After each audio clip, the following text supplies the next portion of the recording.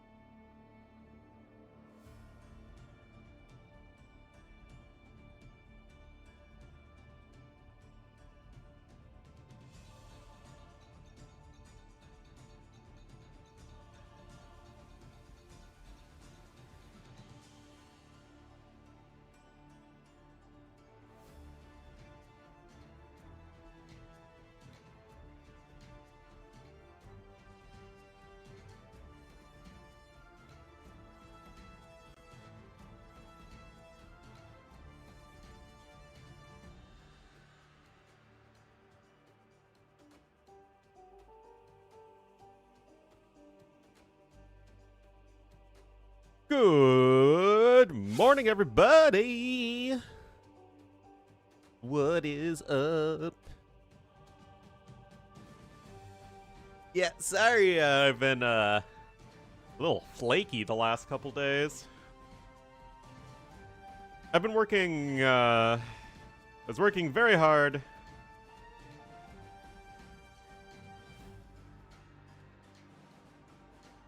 on the old YouTube video. Hello. Uh-huh. Like you just the last couple days? Yeah. Yeah.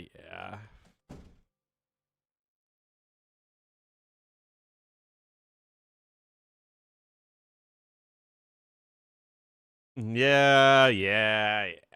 guys are jerks. Total jerks. All right, Lewis versus Vivi. Let's set up the old scoreboard. YouTube video is doing pretty well. Yeah, I'm happy with it. Lots and lots of positive feedback.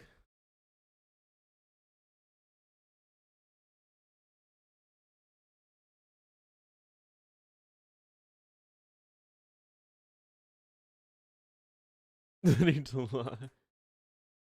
Believe it or not, I have been. Also, tips for new AoE streamers. Don't. Run away while you still can. But in all seriousness, just find something that nobody else does. Get yourself a USP, as they think they say in the business world, a unique selling point.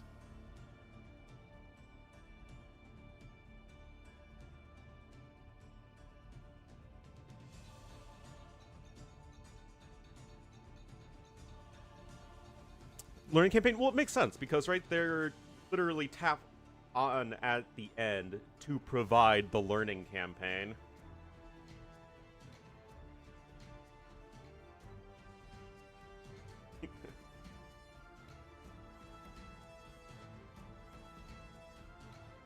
But I'll be here all weekend.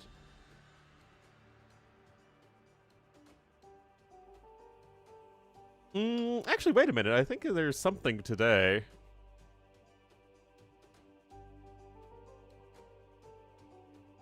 That I need to consider.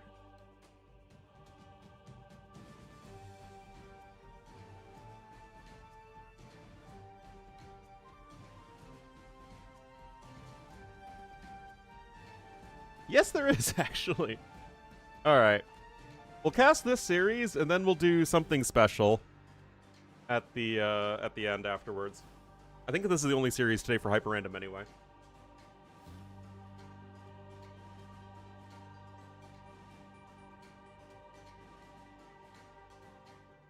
The campaign?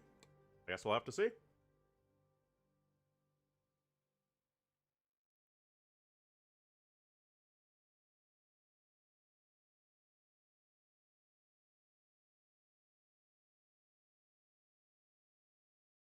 Happy? Yeah, I'm happy. I think all things considered, I should be happy.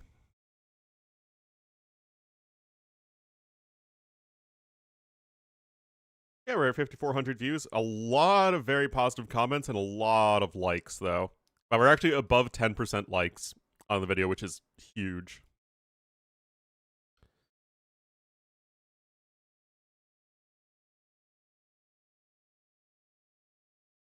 And end with 3K? Well, technically it would end whenever I finish and whatever civs are in the game then.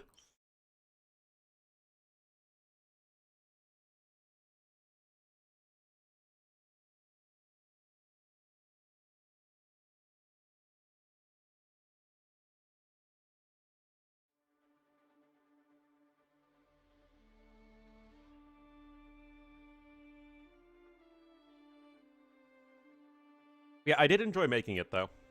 It was fun to do all the research.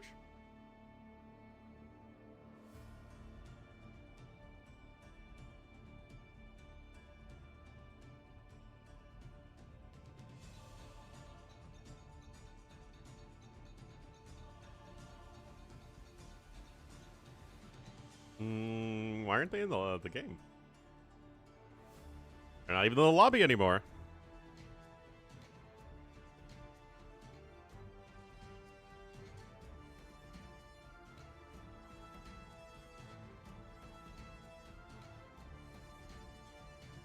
Thank you for the coffee.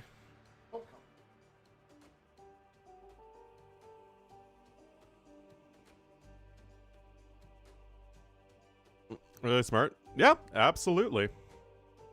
Makes perfect sense. What's my unique selling point?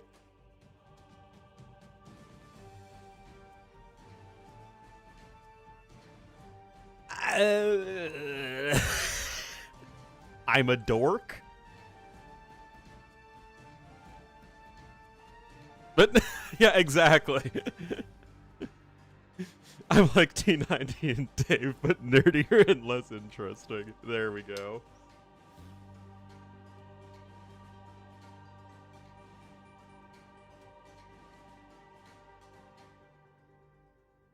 Come on, guys. You only have an hour and 47 minutes before we have to do some other stuff.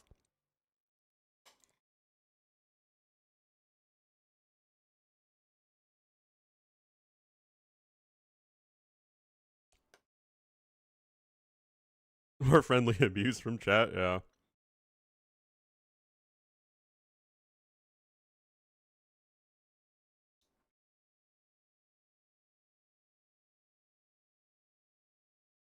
Italian. It's peanut butter oatmeal with a little cinnamon in it. What I have for breakfast every morning.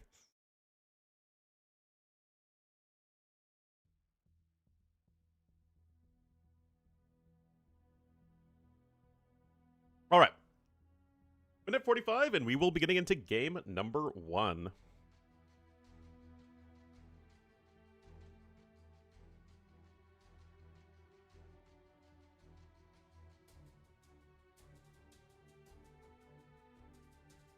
Weird? I know, I am weird.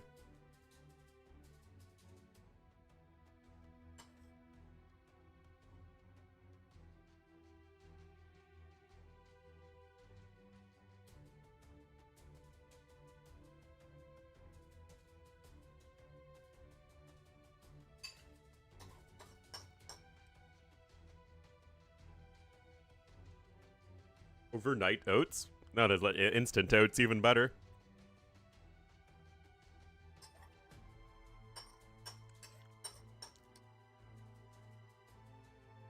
Really?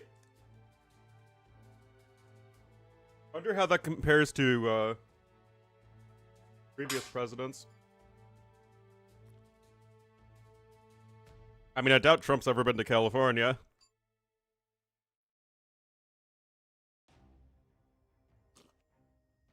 Or Illinois, for that matter. 29? Yeah.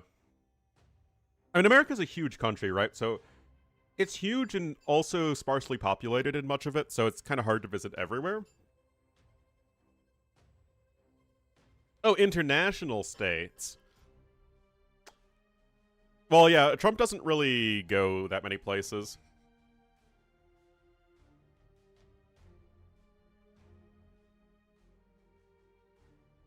Heavy lifting. I did shout him out. It totally wasn't me doing all the research, though, and putting it all together.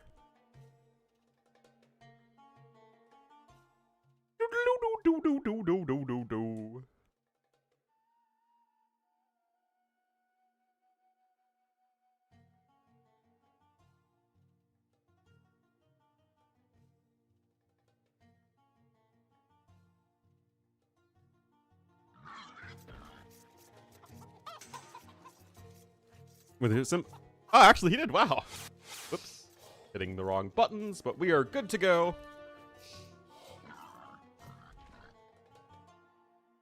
Oh, yes, Dash. I forgot to give you the peanut butter spoon.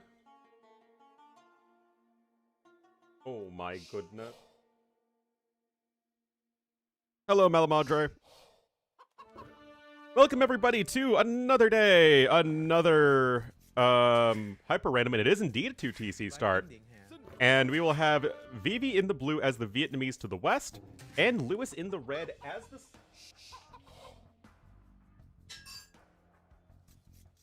TC Golden Stream, no! So, interesting player matchup.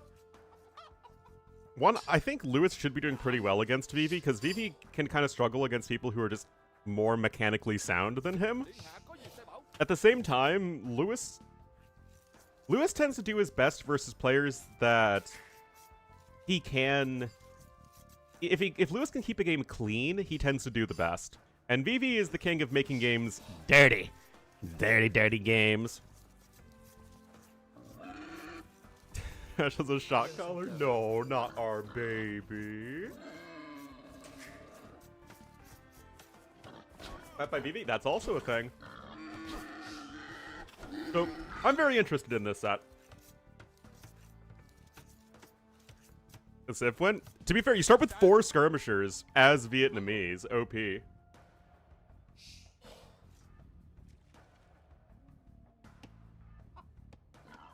Got some wolves running around. But as to why there's a shutdown, so essentially what happens is that the government never funds itself in the long run, because that's too difficult. So what they do is they basically fund themselves in the short run.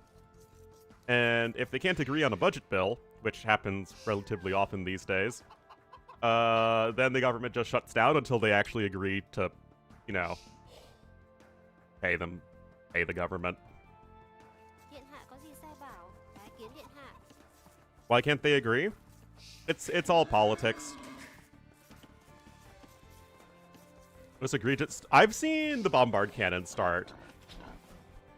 Control everything. You need 60 votes in the Senate to pass the budget, and they don't have that big of a majority.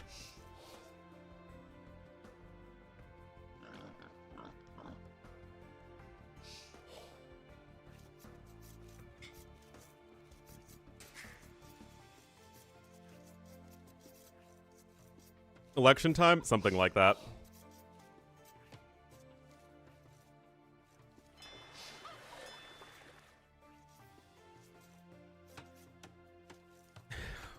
What? Why is the play with folder command? Is it in the stream title? No, it's not even in the stream title.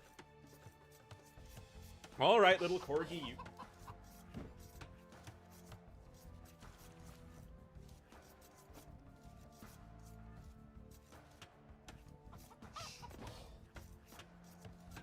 And he just sits in the...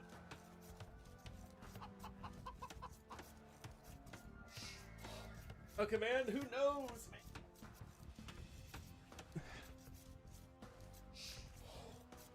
Turn to repeat off? Yeah, but then that means I need to figure out how to go to Nightbot and turn said command off, and I have no idea how to do that.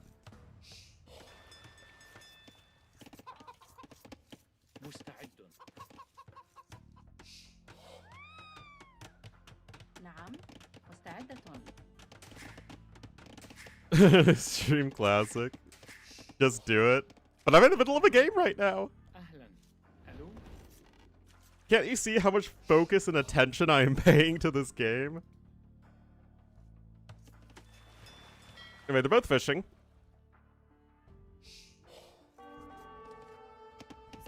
Oh, the skirms are all together now. Where are the skirms of blue? Okay, so they're just on the other side of the map. Not the gazelles! Not the king of mythical beasts! Ahlam. Well, they're both certainly annoying each other. Vil number is very slightly in favor of Vivi, as are the resources. Looks like his macro is better early on. Vivi's macro is actually generally quite solid. It's his micro that's a bit more suspect. Lewis clicks up first, though. First villager kill, and indeed, first overall kill.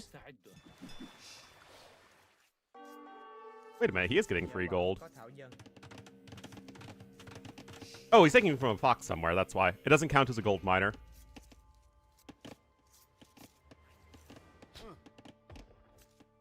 Kind of hard to tell with so much going on the map. Ah, yeah, here it is.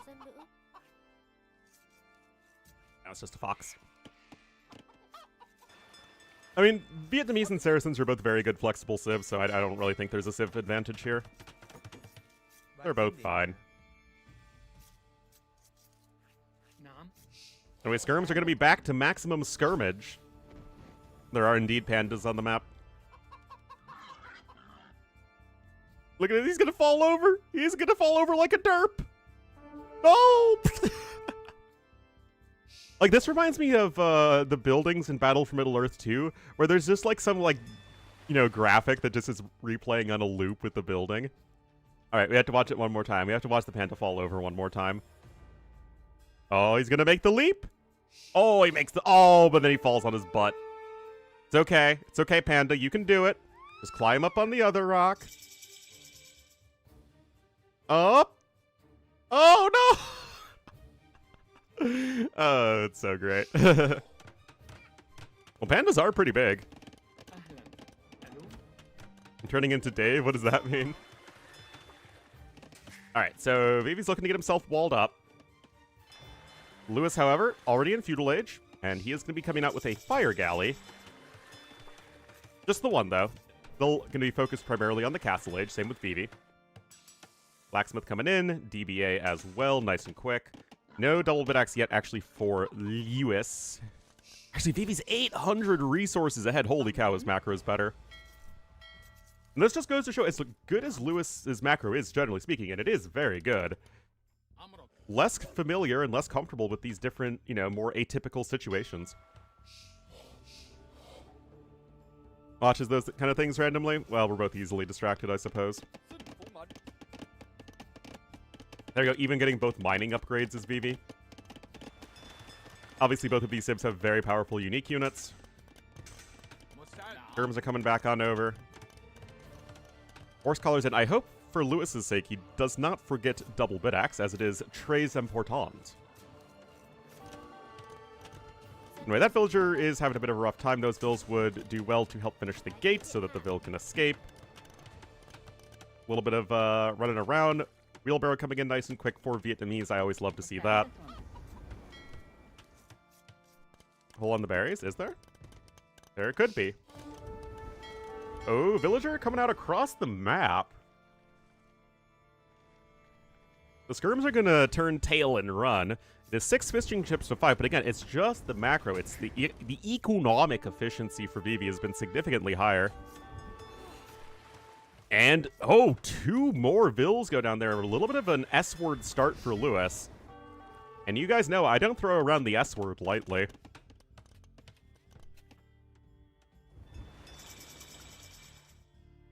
Still, Lewis is in Castle Age faster, but what can he do with it? Ah, here we are. All right, so obviously this is very good. No way that's getting stopped.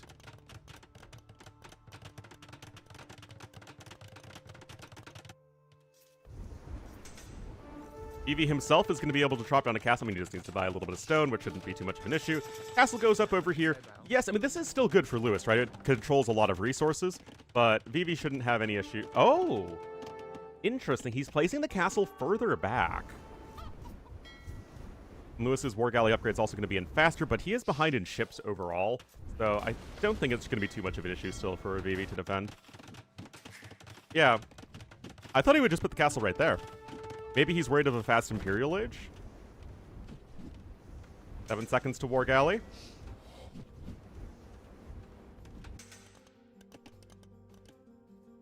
So those resources for Vivi are looking mighty good. Now all those ships are going down. 13 kills to 2 deaths in favor of Vivi. Lewis with 20 villagers on stone, a market, or I guess some house walls are coming in, some rattan archers are on the way. Mameluke versus rattan archer feels like low numbers go to Mamelukes, medium numbers go to rattan archers, and then high numbers go right back to Mamelukes. That feels pretty reasonable. Lewis trying to get himself walled up and safe. Eco upgrades are a lot better though for Vivi. I mean, he doesn't have Horse Scholar, but he also has those mining upgrades as well, remember? Lewis, I think, just has double bit axe and Horse Collar. Alright, more Shmamalukes on the way. Oh, there is a hole here. Uh-oh. Uh-oh. This is finally going to be the value that Lewis is looking for. And this is not half bad at all. 10 archers are here, though. But they only have fletching. Forging coming in now for the Mamelukes. And looks like Lewis is also fighting back here on the water. KD is getting closer and closer. And he's coming in for castle drop number 2.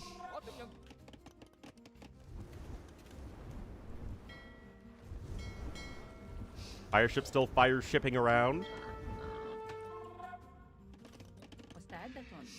And I don't think Vivi's any the wiser about this. No town watch. And despite a 1,400 resources advantage and an advantage in the overall resources destroyed, Lewis is doing a great job of coming back here, as this is going to be an extremely good castle. And I don't see literally anything here to stop it, as that castle number 2 is coming up, and there ain't a whole lot to stop it. But this wall, oh, nice job with the market, Lewis. Gets the kill there, and he can buy plenty of time. That's not going to be an issue. Al-Hujum! Those builds are having to flee. PC's getting eaten right there. No ballistics yet. Lewis does lose a couple more vills, but still, it's the prospects that are going to be a lot better here for red. Oh, even Mameluke's catching some of the rattan archers out of position there as well. Leather archer armor is coming in. Still, though, it's now going to be 2 castles to only 1. Yeah, you actually needed to help out the fire ship there. And this KD is getting very close very quickly. Neither player is especially close to the Imperial Age, but with the Saracen market, we have to imagine that Lewis will be faster. On Huns and Koreans trivia, I will do my best. But we're going to be busy for a little bit with Chronicles. So I'm thinking maybe I can squeeze out the part 2 in November? And I plan on doing AOC and Chronicle, or AOC and The Forgotten in the next video. I mean, the other part should be a lot shorter, because this... I had to introduce my framework, and the whole... It's a bit more of an abstract topic, so I really wanted to make sure I was clear with, okay, this is what I'm talking about, this is the framework of the civilizations that I'm talking about, and these are sort of the criteria I'm looking for when it comes to these videos.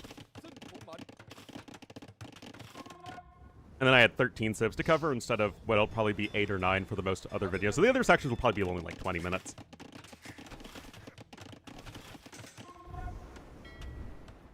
Anyway, Imp is on the way here for Lewis. Oh, kaboom! Well, Vivi needs to do a lot of damage, as those Trebs are gonna be knocking on the TCs.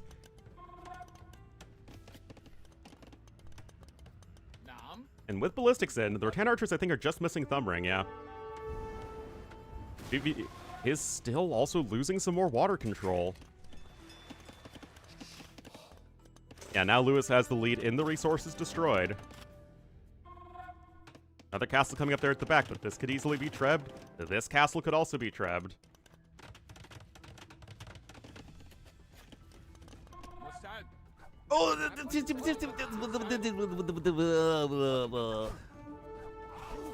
Oh no. Ooh, that's rough. 3 Mamelukes for like 7 Rattan Archers.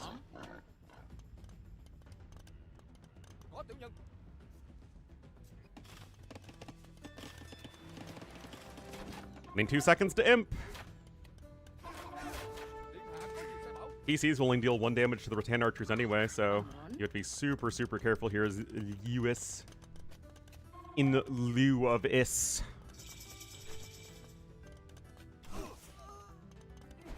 Uh-oh. Oh, those Vills need to flee. Now, luckily for Lewis, those Vills weren't scouted out, and we have Vivi making his way up here to the north. Vivi's on his way up. What is the Imp TC? Okay, it is in the furthest TC here. Although it still could be trebbed.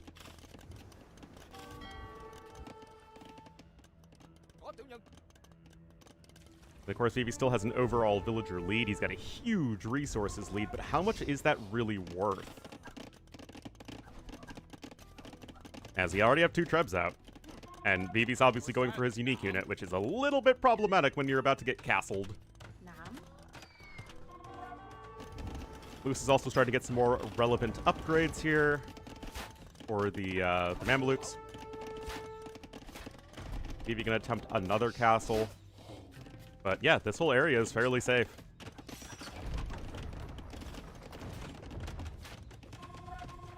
Actually, could this be ranged by Rattan Archers out of range of the castle? Especially considering that you don't have even fletching in as Lewis. It certainly is a possibility.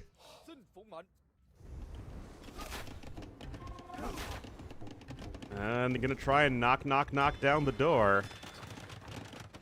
Siege Workshop coming in. Got more Rattans on the way. Lewis is gonna need another layer of walls. Interesting game number 1, though. Another castle's up. This castle is getting repaired.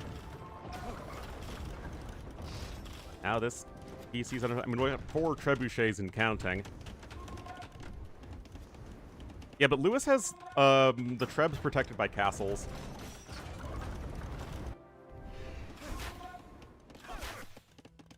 So we're at 30 Rattan Archers, which is obviously not unimpressive. Racer immediately on the way. Free conscription's always so helpful here with Vietnamese. Love that little bonus for them. Even getting two-man saw nice and quick.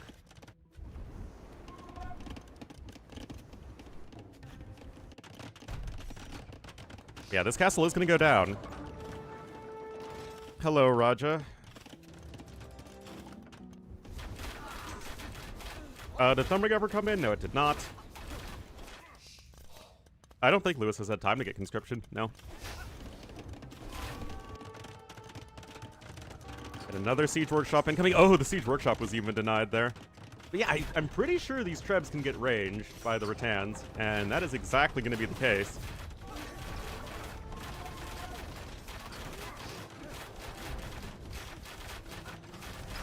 Couldn't even have +4 here in a second.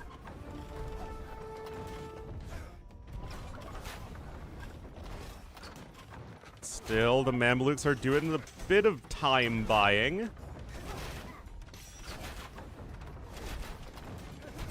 This is so stupid, man. It's ballistics. The Rattan archers should be able to shoot them.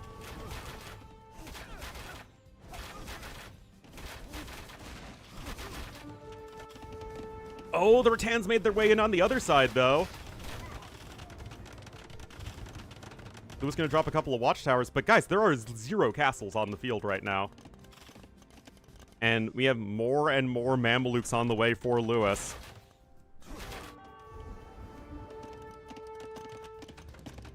Bombard is queued up, but right now Vivi is super housed. Oh, but gotta be careful here. You don't even have +4 in for the Mamelukes. Oh, geez, this is also a thing. Trebs are going down, but every single Rattan you lose is literally irreplaceable. Vivi's still ahead in villagers killed. Both players have a lot of idols. We've got a few Rattans here, a few Rattans there. It does not... No, Rattan is like a type of woven fiber.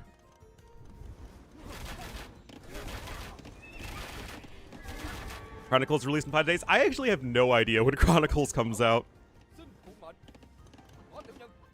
I already have my free copy of the game, to be honest.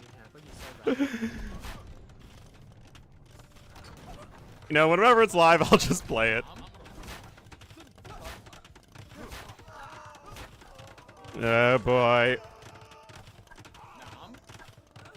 Mamelukes continuing to shred their way through all this stuff, but you need to be so on point with your micro here as Vivi because the Mamelukes can just run in and do so much damage. And Vivi actually still even has a positive KD, which is pretty wild, all things considered. But Lewis has all those towers up, which at least protect the villagers from dying in the short run.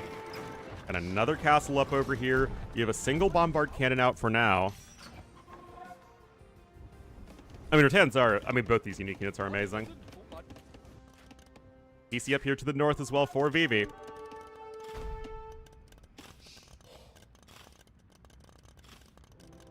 Reb numbers are down to 2, though. They were at 5 earlier. Obviously, that's a huge difference.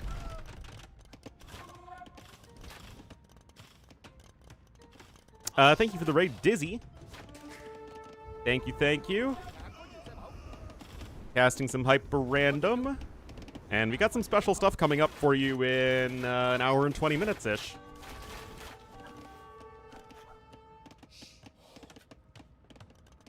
I mean, Lewis is still way ahead in the scoring. I mean, he's super far ahead in resources destroyed. The resources, though, still heavily in favor of Vivi. He's got 7 Rattans queued up right now.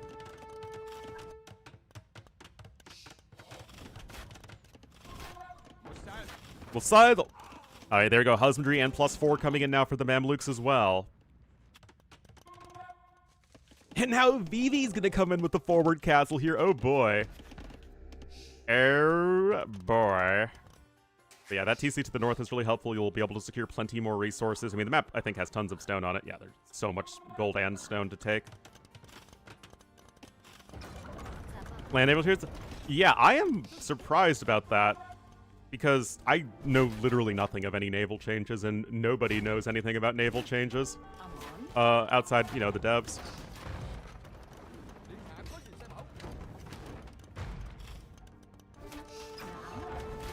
Alright, castle coming up here defensively. There's still just the one bombard cannon.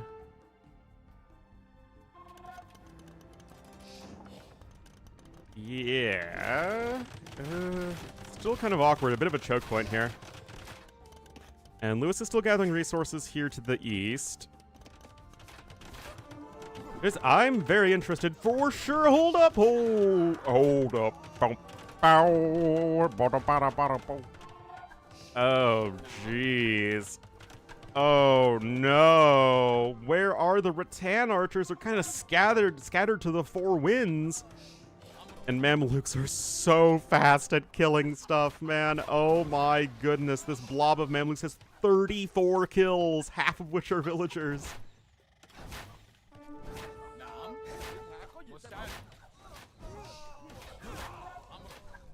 Guys, remember when Mamelukes had 85 HP without elite?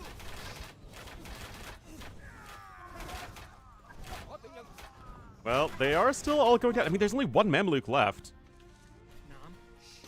And Vivi's just gonna send over some more vills. Bombard cannon's gonna start to work now at the castle. There's only a single Treb right now. It is Trebbing this castle, but still feels a little ugly right now. I mean, Lewis just doesn't have an army, man. He's 11,000 resources behind. Wait, why did the castle, or why did the Treb stop Trebbing?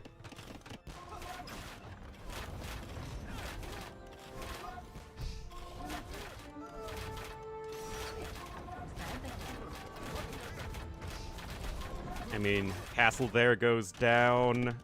Vivi looking like he is able to make sense of the madness. Even Treadmill Crane coming in, baby.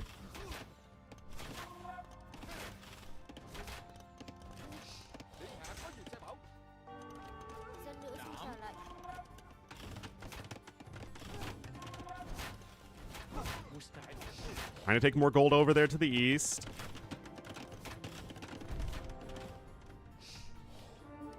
He's gonna try and rebuild one of his starting TCs there. But with that castle... Oh, don't attack a castle with rattan archers, Vivi! What are you doing?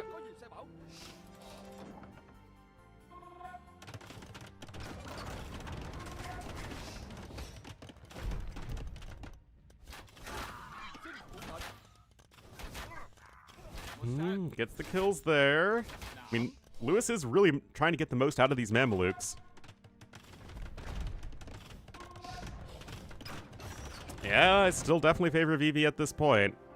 And hello, Hassan.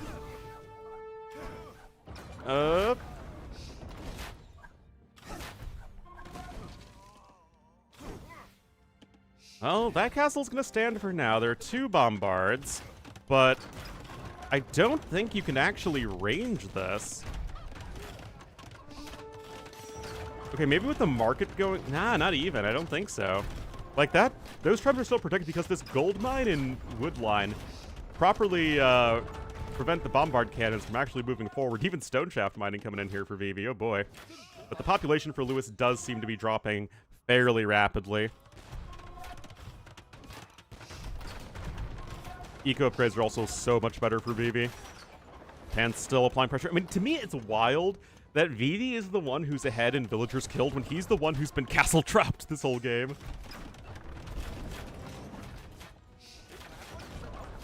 He's just been super active with his units. No, that castle will fall.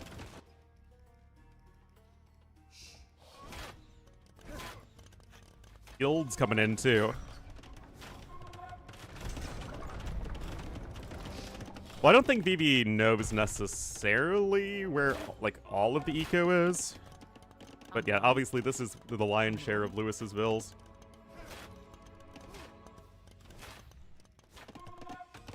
I mean, he also has plenty over here as well, but this is a much harder area to attack. And now the castle's down. Now that the castle's down, the bombards can actually move forward and apply pressure here. Oh, but that Treb's gonna go down. I don't think there's gonna be a way to save it. And the other Treb unpacks as well. That's not the greatest idea. Oh, no. I mean, this castle hasn't even taken that much damage, actually. Repairs are being attempted, but this castle's also going to fall to the Trebuchet and the High Ground. We are at 46 Rattan archers. This is a castle that is, let's just say, doubtful.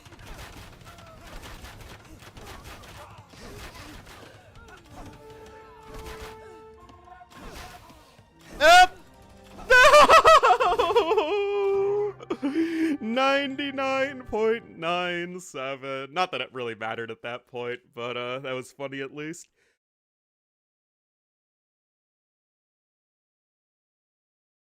Oh, do you feel blessed by that game, guys? Because you should feel blessed by that game. Really great stuff for Vivi. Crazy wild game. Able to make it work, though. More of everything collected. Especially 6,000 food, 11,000 more wood. Double the text researched. Yeah, 7% more worker efficiency as well is huge. Wild stuff. Fun stuff, though.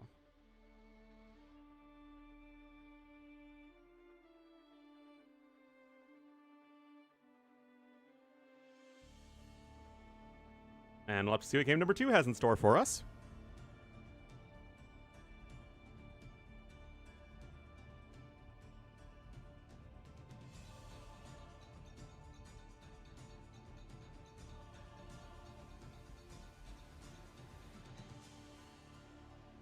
And looks like Lewis is getting into the lobby.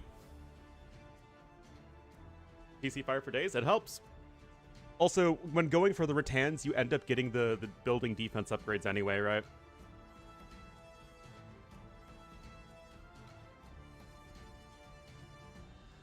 Whereas Lewis, I don't even think he got fletching all game long.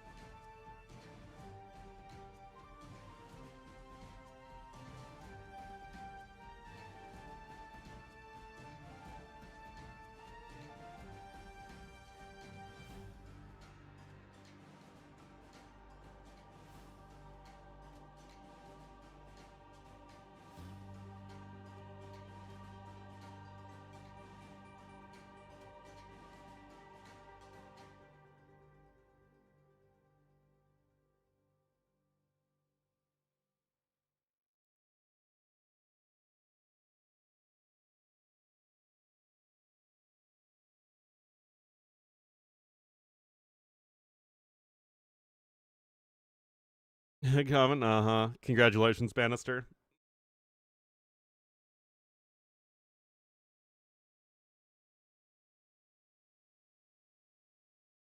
I mean, Mamelukes are insane still.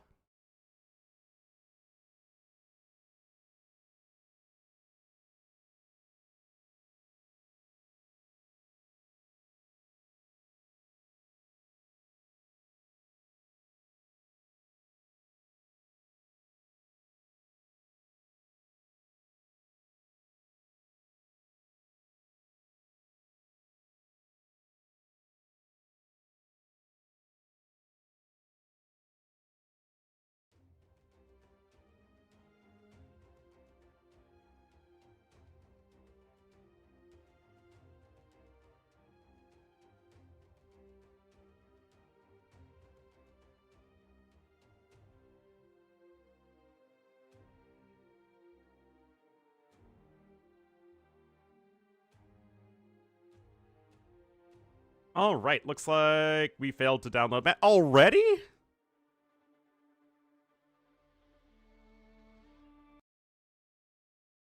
Oh my goodness gracious.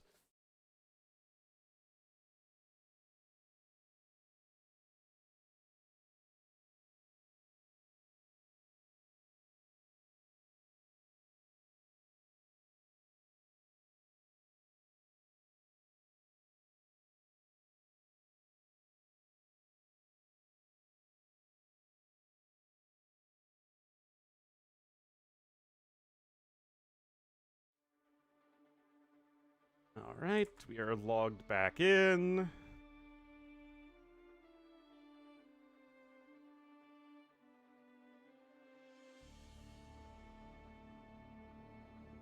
Unable to find match ID. Sorry, guys. My rage is uncontrollable.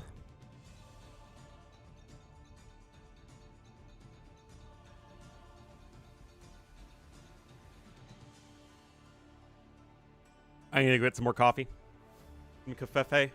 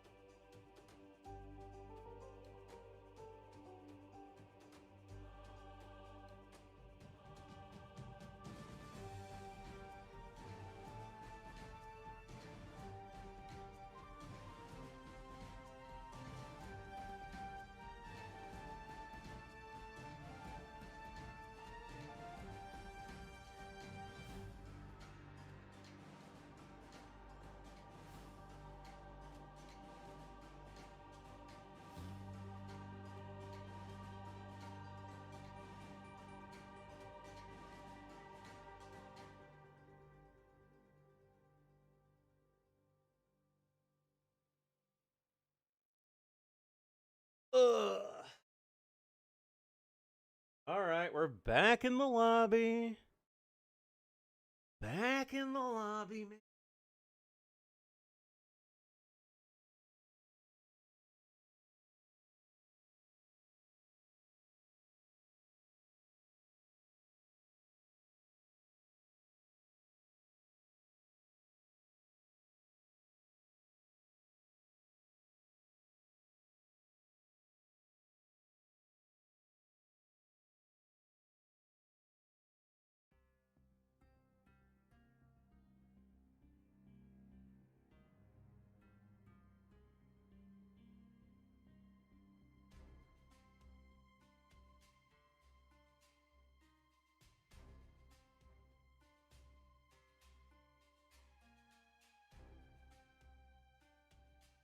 Alright.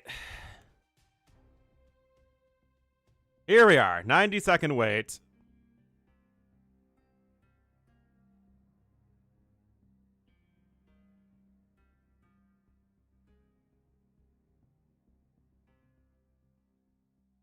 Again, guys, in a little over an hour, we're going to be doing something special and fun.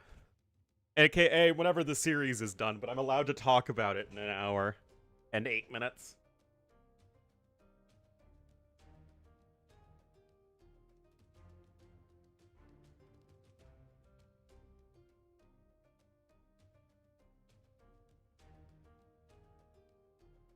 Is it new DLC related? It's either that or Age of Kings related. Hello, Phidias. Also, let's get rid of this freaking play with folder thing. You don't need this nonsense.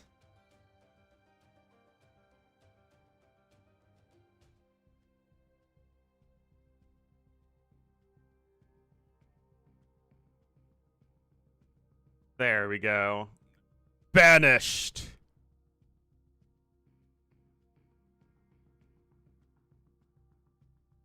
To only my stash? Oh yeah, my glorious facial hair. I've been having to shave more frequently though, it's a little annoying. I used to be able to shave like once a week, now I need to do it like every 4 days. Alrighty guys, here we are, game number 2. It will feature Lewis in the red as the Burbros to the southwest. And to the north in the blue as the Woo, the Blue Woo, the Uwu. Oh no. Yeah, seriously, where are Cubans when you need them? This is a super open map. Also, you start with a Genitor. Oh, man, guys. Berbers with a Genitor start. Nothing you can do. It's all Ogre. Vivi is going to get cleaned up.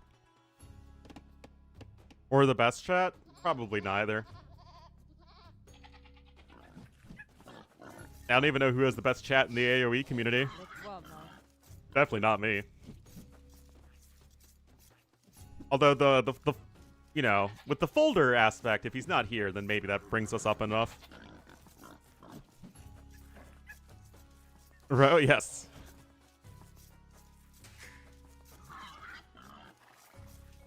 There you go. Genitor lure. The Genitor. The Genitor lure. Anyway, 1 TC this time. Wu versus Berbers. I mean, I like Berbers a lot more. I don't know. Like, even... Okay, 3K Civ shouldn't be in the game aside. I feel like I always prefer the not 3K Civ, even if in my head I know that power level-wise they're just fine. I think it also has to do with probably the fact that I'm a late game player, and all of the 3K Civs having really underwhelming late games is just super annoying. You felt personally attacked? Why did you feel personally attacked?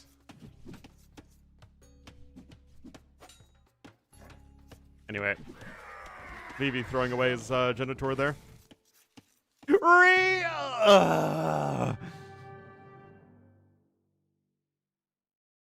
This is best of 5. About not splitting Saracens? Yeah. Where's the Corgi? The Corgi is in the loft right now. In prime belly rub position.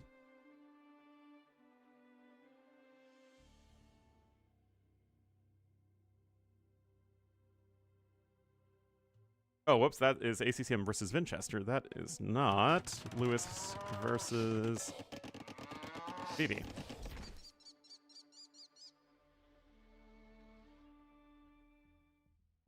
Oh, but we get a better matchup, though. All right, 2 minutes, guys. I've been live for an hour, and we've gotten through 1 game.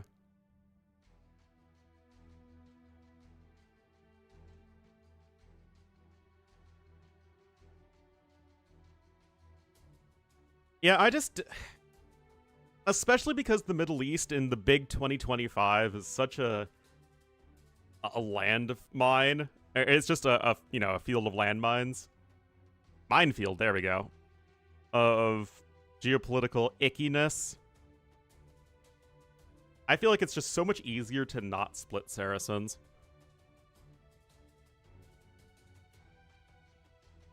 Yeah, but Rees should happen because you have a bad map. This is just Vivi went YOLO to kill the villager, and he didn't kill the villager, so he gets a re.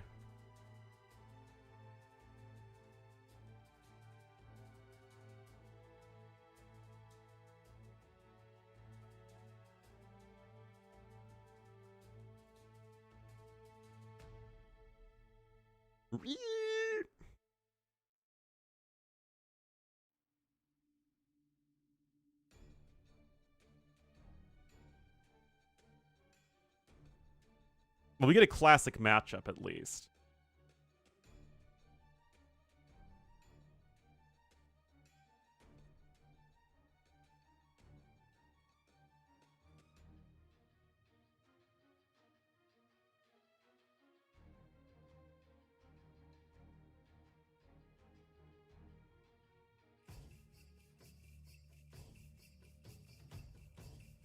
He is child.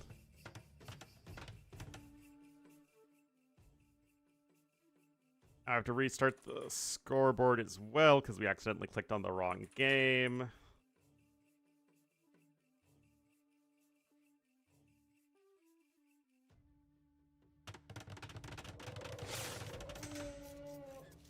All right, guys. Game number 2.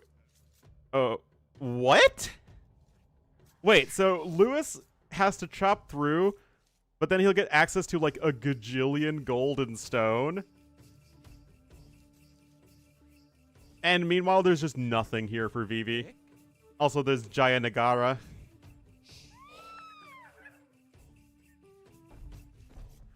It's not like Vivi has access to those resources as well. This has to be an admin ray, right? And look at this. It's all on the side here of Lewis. I mean, this has to be an... I mean, as much as I want to see Mayans versus Aztecs, the classic. Ashike? But nay. I mean, it has to be an admin ray. No way this is fair. I mean, I know you have to chop through 4 layers of trees, but you still have other resources to get you going early on. I mean, granted, Lewis might not even realize it, but, I mean, the map is very imbalanced. The admins are Zetnus and OG Straggler Tree, I believe. But Dave's casting this, right? So they should be around. I think Dave's casting this. Yeah, he's casting it.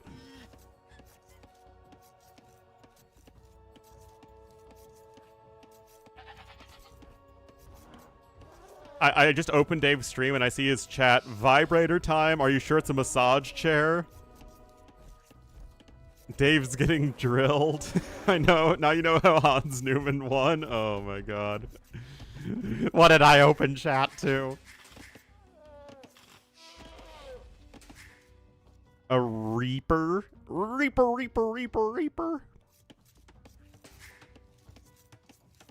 Tabish? It is no, we're past the 4-minute mark. I think they're playing.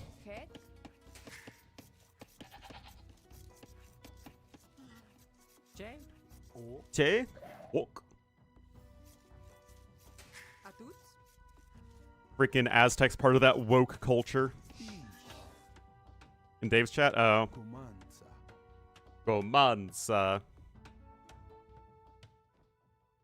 There we go. Tabish?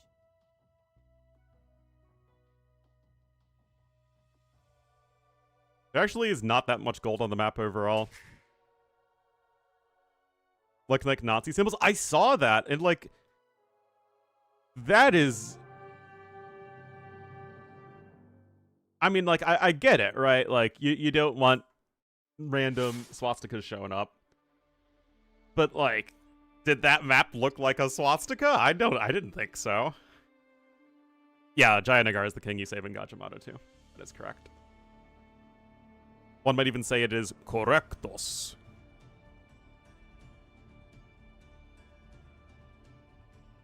And I deleted the Fodler command. Oh, wait, no, Nightbot. Oh, I mean, I deleted the actual command, but I guess Nightbot still, does it. Timers, I think? Yeah, here we go. Every 5 minutes and 2 lines. Get out of here, play with folder. Get out of here.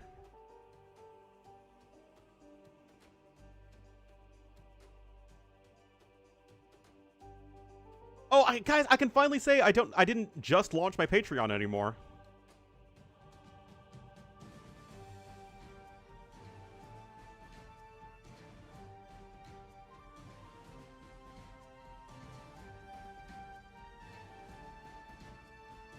Well, guys, 57 minutes. I'm going to be allowed to talk about what I'm allowed to talk about.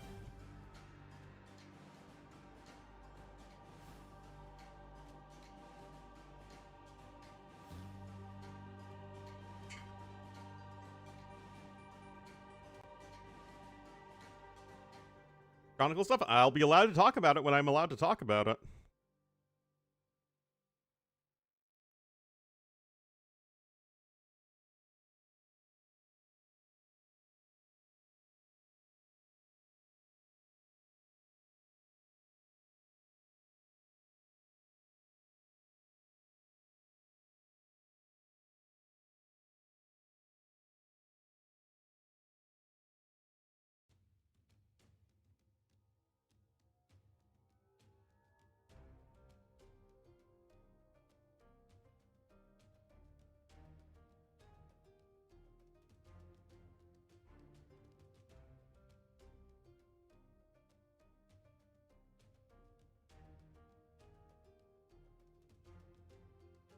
Finland? Well, I don't think so.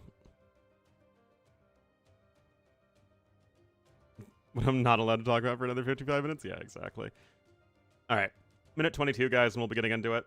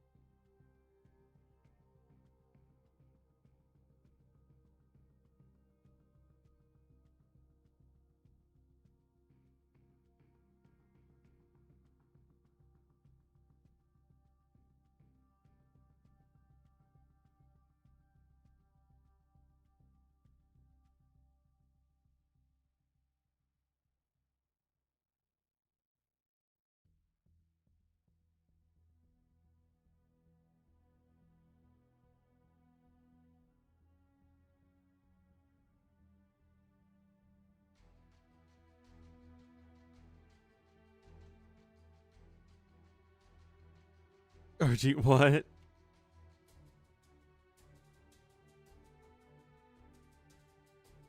right, 13 seconds. Oh, man.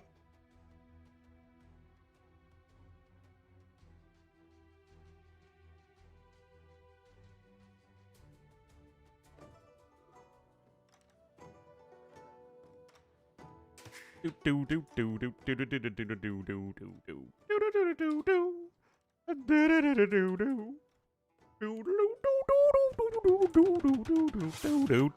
do.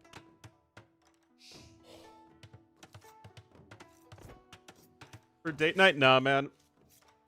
Got ghosted by one girl last week and 2 right now. I mean, how long does one... Oh, wait, no, I got a message!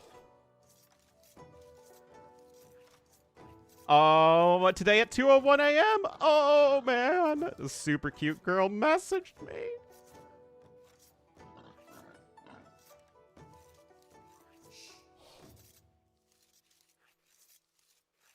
Oh, no.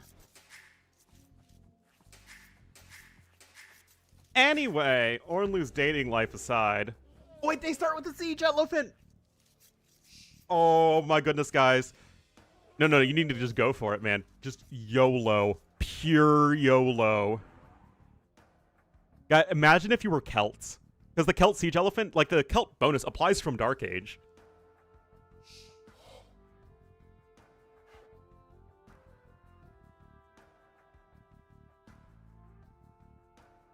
No, I did not see the Captram start yesterday.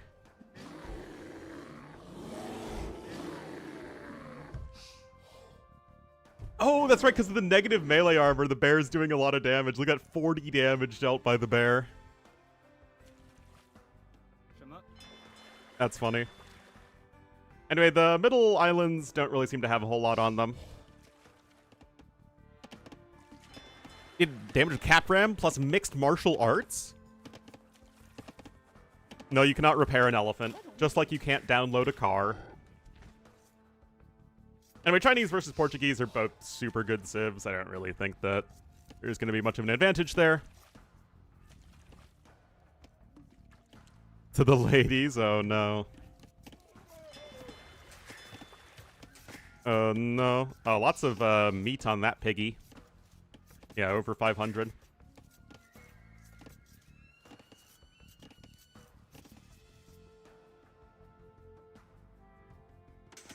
First fishing ship on the way here for Lewis.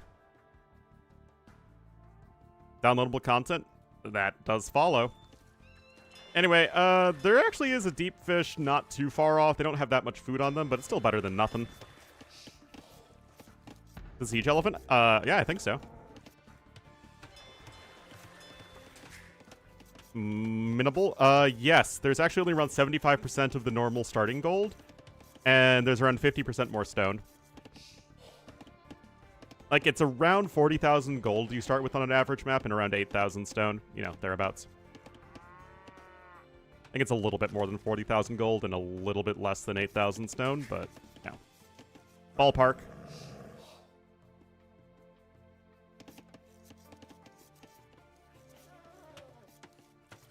It's such a terrible scouting unit. It's so slow, guys. Arabia, I just told you.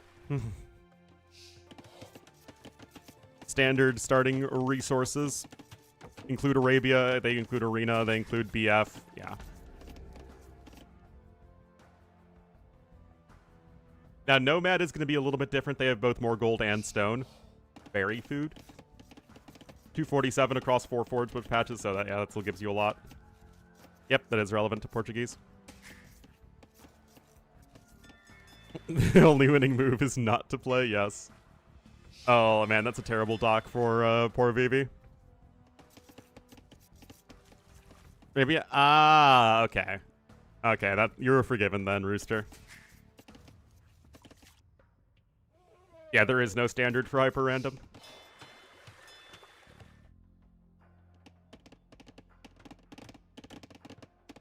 But seems like a reasonably good start here for Lewis, all things considered. He did get housed for a moment, but, you know, who doesn't get housed for a moment?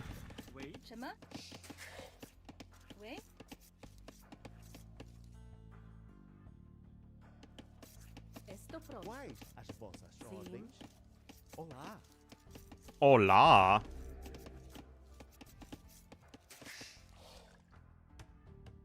So let's see. Feudal Age now coming in for Vivi. Slightly faster. Minute idle time for Lewis is certainly not ideal. He still has a better start overall thanks to his better dock, though. Oh, it's just like the Wolfie. Yeah, for balance reasons, the aggressive wildlife, you know, the wolf equivalents, they're exactly the same, so they will not randomly generate with more stats. Although these wolves are called dingoes for some reason. Ornlu's captured? I don't think there... Was there a pop-up? I didn't see anything. Lewis has one additional fishing ship.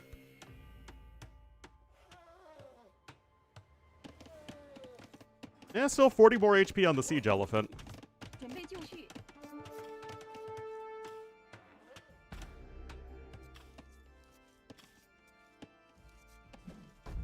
Oh, here we go, guys! Go, siege elephant! Remember, guys, the siege elephant's the Imperial Age one. It's not the Castle Age one. So this is basically the equivalent to a, well, it's between a capped ram and a siege ram in terms of damage.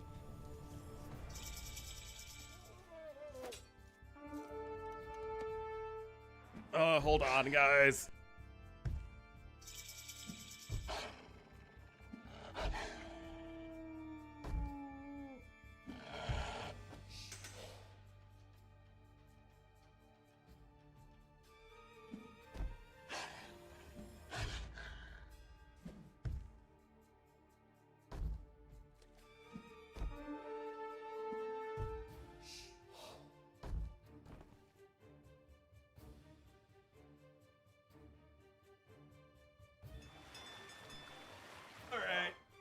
Alrighty.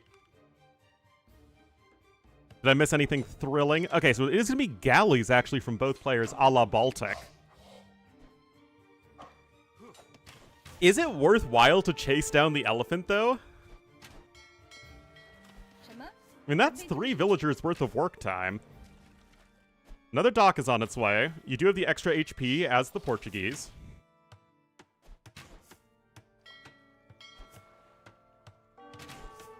I mean, I would guess it's not worth it, but what do I know, man? Okay, at least that one villager will chase it down and kill it eventually, as vills are obviously a lot faster than an elephant. That sentence makes no sense in logical context, but it's a video game. Something tells me humans are not faster than elephants, although we can probably run for much longer. Oh, look at this. Lewis doing the same thing on the other side. Kill the Vill. I think it can 1v1 a Vill, but once more Vills are brought in, the elephant probably loses.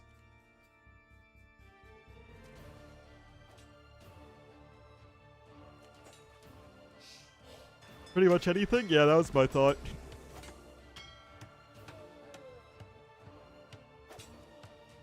I mean, it's 4 attack every 3 seconds. So it's 3 damage against the Vill's 1 melee armor versus the 5 attack every 2 seconds.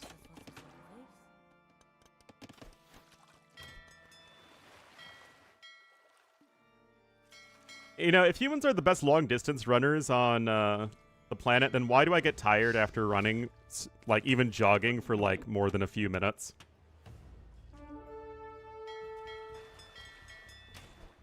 CA-ville elephant CA. Yes, the real military triangle in AoE 2.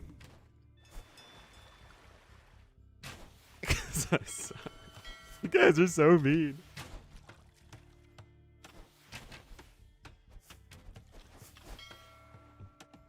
I'm only the peak human specimen when it comes to obscure AoE 2 knowledge. Unfortunately, that's not exactly the most important area of human understanding.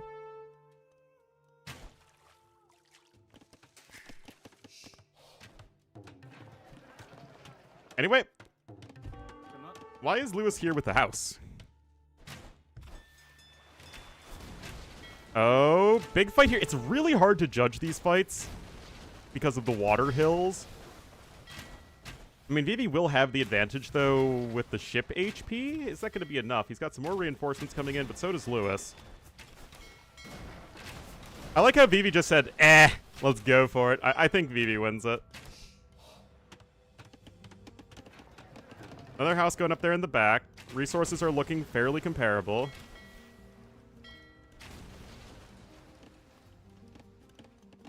Like, his elephant. I mean, both players have no more elephant left.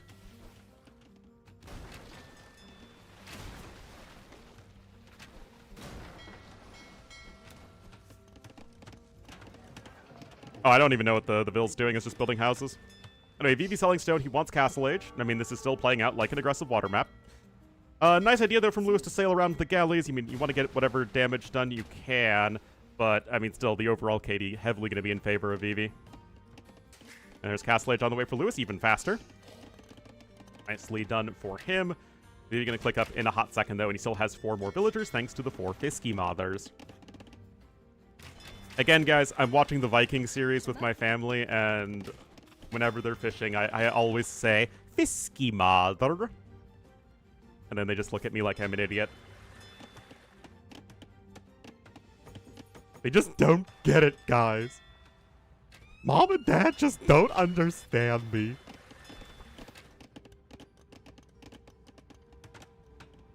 Alright.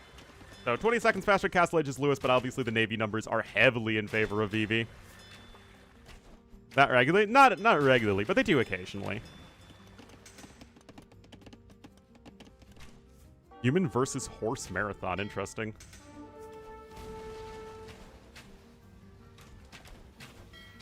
Anyway, nicely done here from Lewis. Gonna suss out the rest of those fishing ships.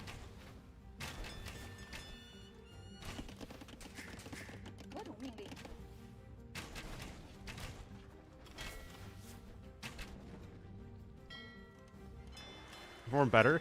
I guess that begs the question, like, could our ancestors regularly run a marathon? Like the average human back in, you know, the early Homo sapien days, would they be able to just, like most people, run a marathon? And it's only as we become fat and sedentary that we're lost that ability, unless you train for it.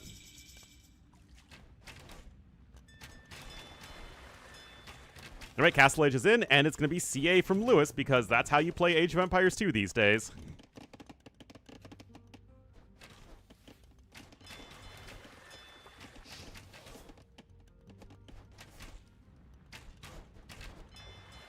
Second TC here to the north as well.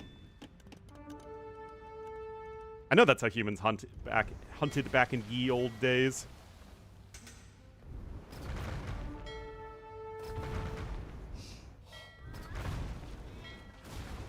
Anyway, no bodkin yet, though. Oh, but the high ground is huge. Water high ground, the classic. Got a demo ship or 2 out here as well.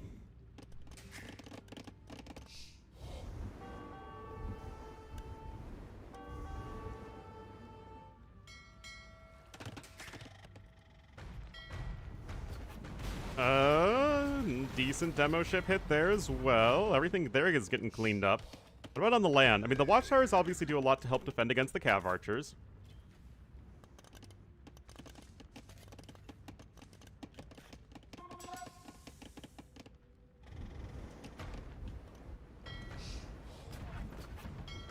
War galleys are war galleying.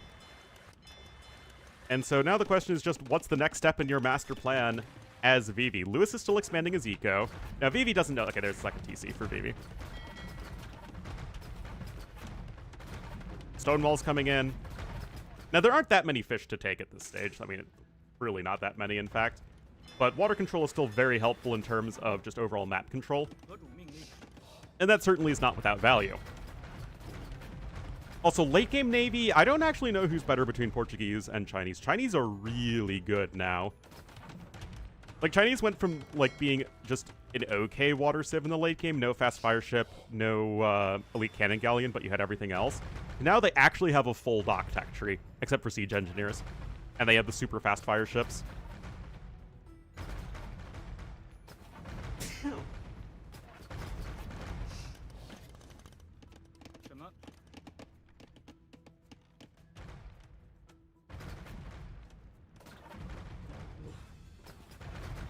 Anyway, that dock is going to go down pretty fast, and it will require Lewis to find another way to get a dock down at some point. Third TC now coming in for Vivi as well, so he is indeed getting his eco going. Lewis is on stone with 6 vills, Vivi's on stone with 5 vills, so it's all kind of even. Hola! Yeah, Chinese did not have fast fire ships before they got the dragon ship.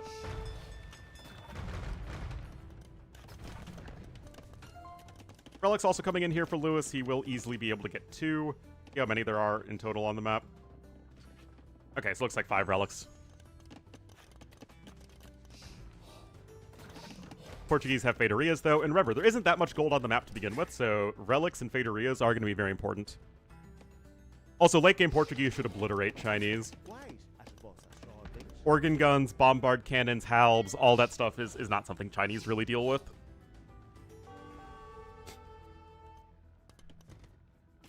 What? How'd those guys make it in? Well, that's nice here. Bodkin coming in for Lewis.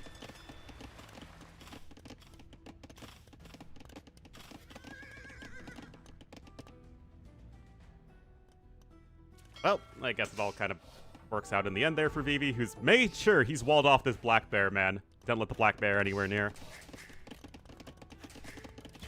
Also, black bears are adorable. Bears in general are pretty cute. The classic, if not friend, then why friend shaped. It's a real conundrum. No, da bears are definitely not cute.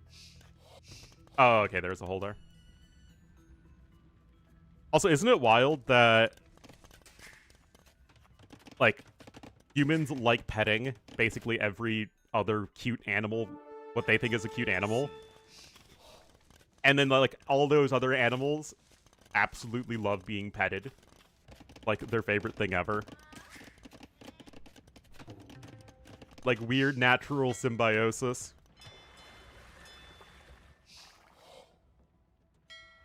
Especially as being useful to humans is one of the best traits an animal can have for its, you know, genetic longevity.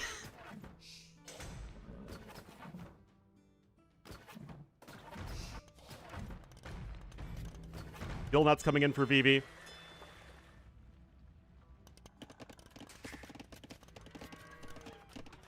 At petting, I mean, makes sense.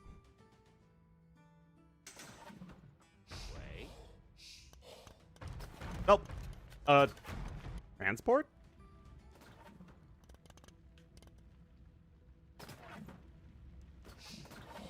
What are you transporting for? We're 12 fishing ships. Yeah, it's definitely still worth it. Vivi can afford a castle.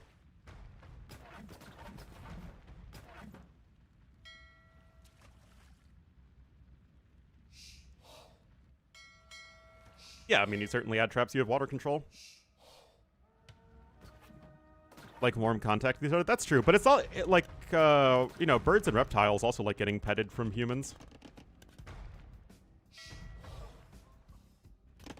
You University coming in here for Vivi, but Imp is on the way for Lewis.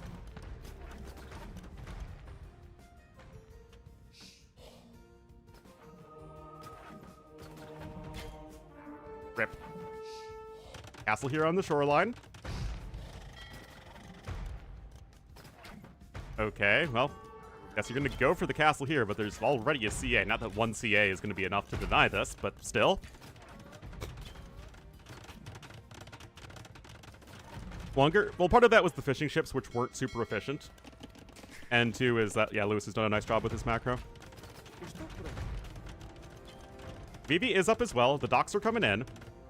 And remember, those dragon ships are mighty strong. And this is going to end up like a Baltic-like lake game. Free relics for Lewis is huge, especially, again, map doesn't have that much gold, and Vivi's going to have Fate Areas. Map has a lot of wood, though. 254,000 wood is a lot. I need to check to see how much wood an average Arabia map has.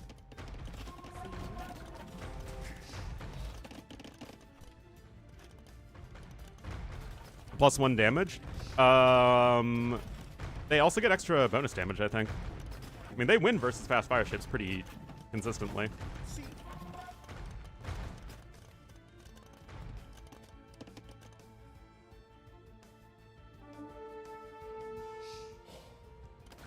Anyway, organ guns are on the way. Organ guns are super good against Chinese.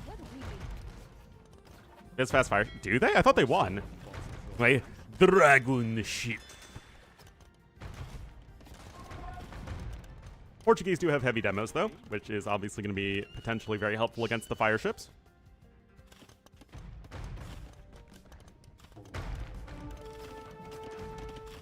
Oh, okay. Well, the more you learn. You still don't see dragon ships all that often. The dragon ships are fast, though, because you get the Chinese movement speed bonus, which is nice. Guys, do you think Lewis knows that conscription does not affect docks? All right, guys, give me the odds. What percentage chance do you think Lewis knows that conscription does not affect docks at all? Anyway, Vivi going for some skirmishers. Still, the dragon ships are easily going to surround and kill those war galleys. Negative 0.3. So he knows 100% chance.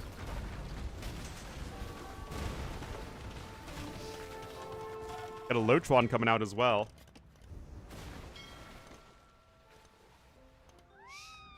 Yeah, I don't remember the bonus damage profile of a fast fire ship, so it's like 4 versus everything. Apparently they're not. Well, Portuguese don't get fast fire ships anyway, so we have no good point of comparison. Actually, I can just check.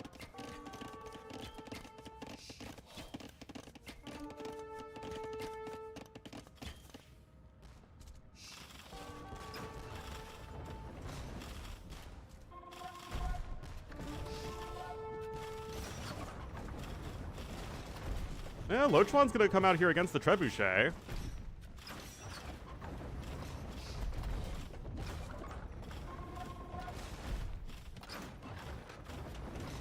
So, the dragon ships have more bonus damage against turtle ships and buildings, but still the same against ships. So, one more melee attack, one more anti-building attack, and one more anti-turtle ship attack. Yeah, for being a trebuchet, it has having a reload time of 5. It's like literally half the reload time of a trebuchet. Boats are known for being perfectly steady and stable, and not bobbing up and down in the waves. Anyway, bombard cannon is on the way here for Vivi, but Lochuan almost going to take down the Treb. I'm not really the biggest fan of Vivi completely giving up on water.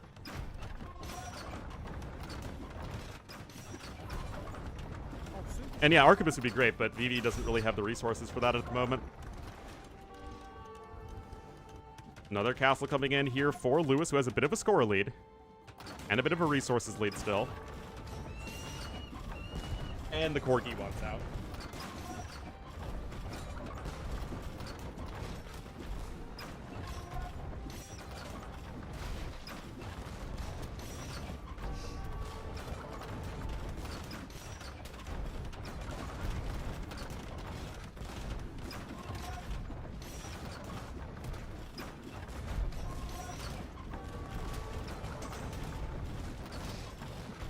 Well, castle's getting low. I mean, we're at 4 Lochwans on the field.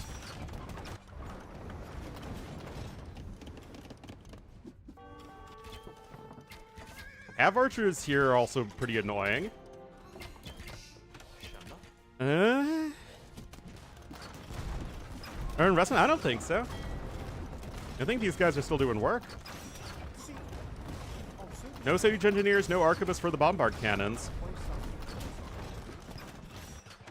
Yeah, Lewis can get 5 relics. Those bills have to flee for now. I mean, still, there is no real land army for Lewis. He's trying to add in some stables, but his resources aren't very good. Still, the Lochwans are demolishing all the buildings from the coast. Another TC, that's called a castle, Ornlu. Another castle coming in. We have some light cav here, but those are going to be fairly underwhelming, especially without all the upgrades.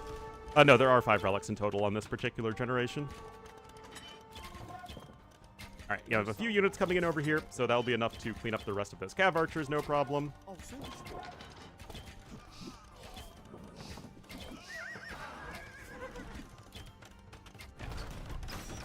And Lochwans will be able to clean up the rest of that castle.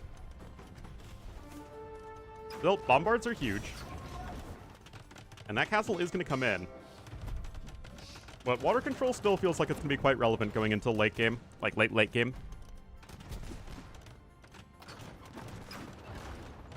Remember, Lochwans do have less range than cannon galleons. It's the one thing cannon galleons have over Lochwans and, of course, Drummonds as well. Only 13 range. Whoa, whoa, whoa, whoa, whoa. Ooh, loses a bombard for free. Don't want to do that.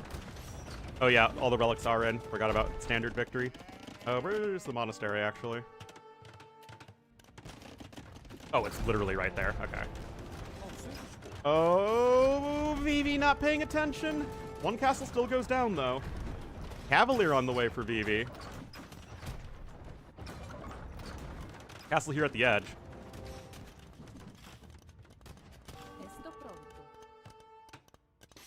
And yeah, the Lochwans are just going to get right to work here to the southwest. Hello, Nuka Crypt. Crenellations castles, not without siege engineers. And not all the Lochwan civs have siege engineers. Although a lot of them do. Chinese just aren't one of them.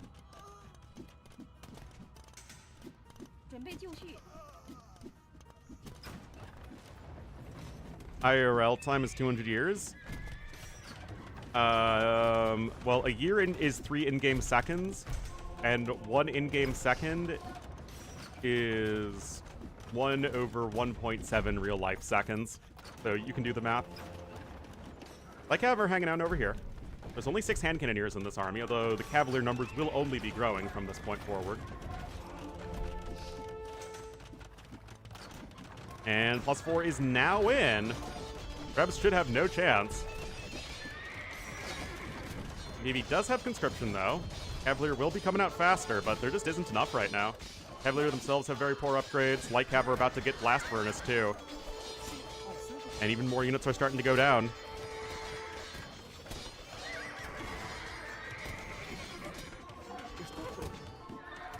Nicely done for Lewis. He has a 50 population advantage.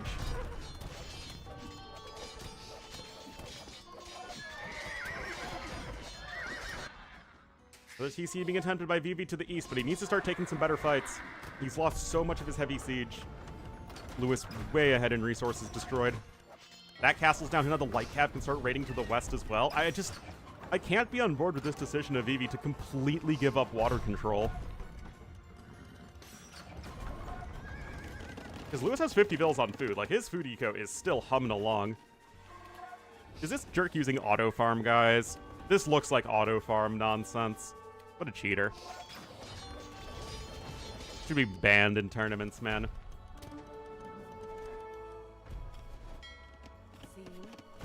Lochwan's still demolishing the coast. Not auto farm because it's a stupid mechanic. Like auto scout. That shouldn't be in the game.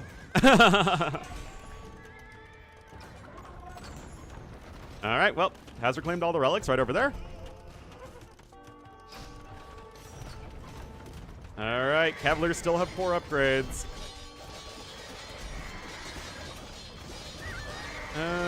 Some decent bombard cannon hits there, but again, it's the upgrades on the Cavalier which are very poor at the moment. And Lewis is just able to turn out so many more units. I mean, he still has a positive KD, too.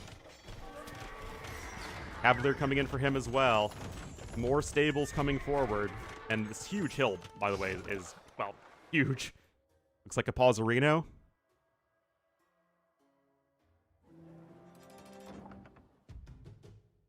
AI boyfriends are stealing all my dates? Oh, no.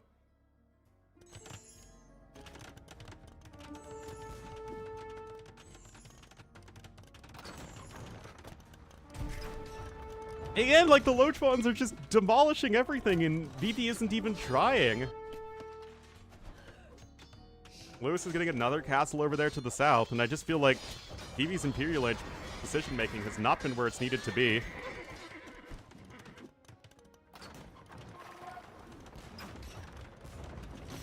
Like how we're gonna run in here and get another Treb snipe or two. And obviously Lewis has 73 on food. He can afford to replace those light cab easily. And again, like, the Lotrons are still getting value, guys. They're just destroying everything. It's honestly pretty annoying. This feels like it should be such a good situation for Vivi going into late game, and it just isn't. Now Lewis has his own fully upgraded Cavalier. Vivi, for his part, still missing most of the attack upgrades.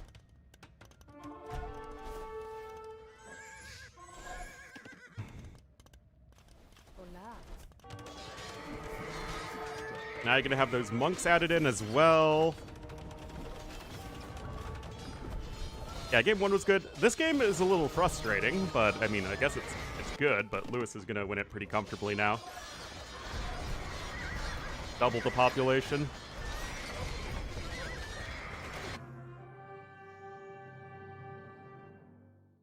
I still think Vivi's position was good because he had such a better late game Civ. But I think Vivi needed to not completely give up control of water, and he was, like, really trying to push on the land, but, like, everything he was doing was in range of the coast anyway.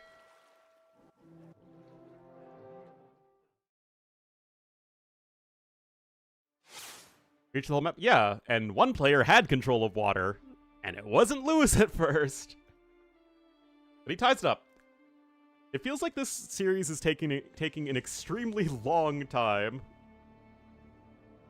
I mean, yeah, Lewis played well, for sure. It's just, you know, Vivi had an advantage and probably should have carried it to victory.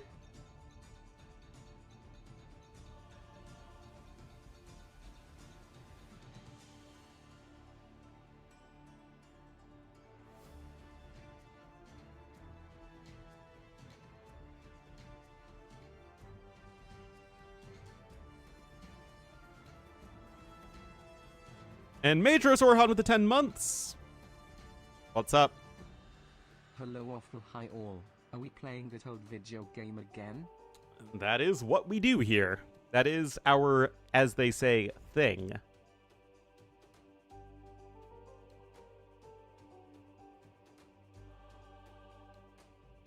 Dragon ships? I mean, you just get those in some demos.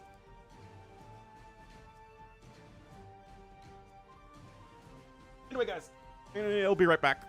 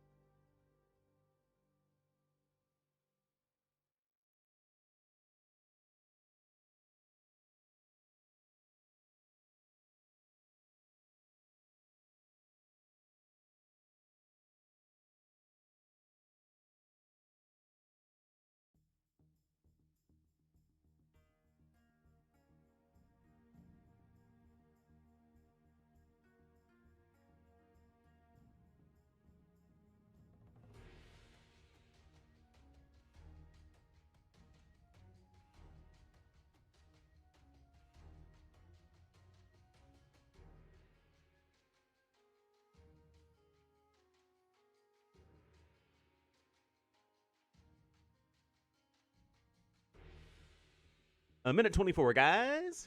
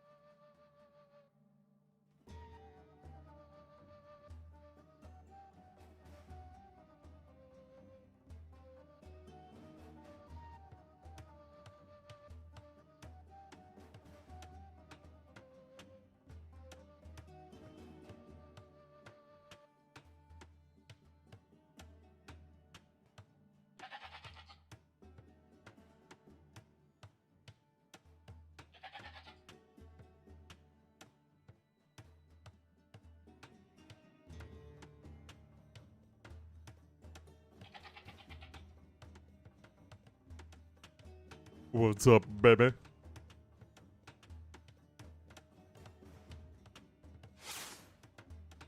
Oh yay, a classic matchup. We are all tied up at 1-1, and it will be on a nomad-style map, but it's all land. Although, it's not... It's kind of like steppe-ish, with, like, all the wood at the outside, but it's also all the other resources at the outside, too. Wait, hold on. Hold up. Okay, this map has a ton of resources. Holy cow. Okay, we're at over double the starting gold and, like, over, what, 9 times the starting stone?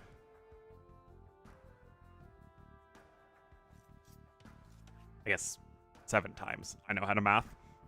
That is wild. And there's, like, a huge amount of trees as well. Oh, boy. I mean, there's not, like, that much wood on the trees, but I guess it's enough. It all adds up. And there are a lot of actual trees as well. Anyway, did forage bush TC drop there, which there are a lot of forage bushes there, to be fair. Persians versus Goths as well. Interesting matchup. On a map where you don't have much gold or stone, I like Goths if they can get to the infantry spam. But on a map with so many resources, it feels like Persians can get to Savar Hand Cannoneer. Or even better, War Elephant Trash Bow. That's called using your noggin, guys. And Citadel's castles are going to be very difficult for Goths to breach if it goes late. And I can imagine a lot of Citadel's castles getting spammed. 190 food on the Big Bird, 539 food on the Elephant. 101 on that Ostrich.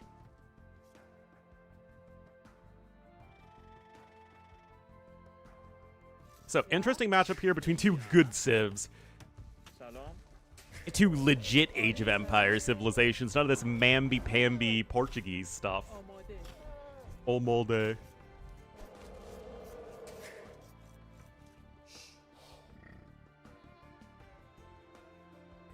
Also, part of me kind of misses the old Chinese with camels and cannon galleons and no fire lancers or dragon ships. Oh, the camels actually have 242 food on them. That's a lot. To be fair, camels are quite large.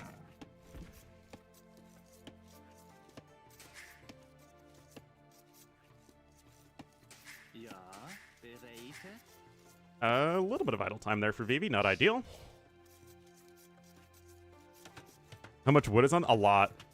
443,000. In Australia? I thought they weren't native to Australia, though. I thought they were imported from Arabia, and they just happened to flourish there. Because, you know, arid climate and all that. Which is why most camels actually come from... Australia.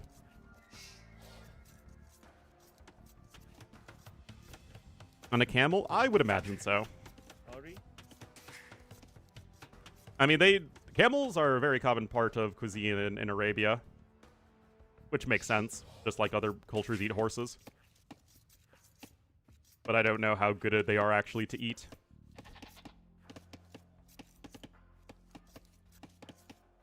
The humps are, like, literally all fat.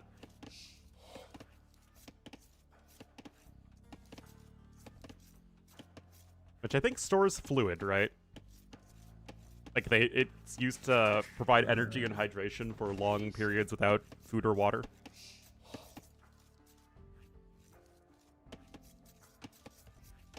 Bereite. Amade.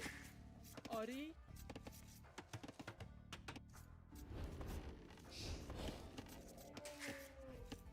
Scoutless? Yeah. Salom. Ori. You ain't got no scouts! Amade. Ja. Anyway, longer lasting hunting's gonna be very nice here for the Goths. Delicacy? Ugh. Bereite.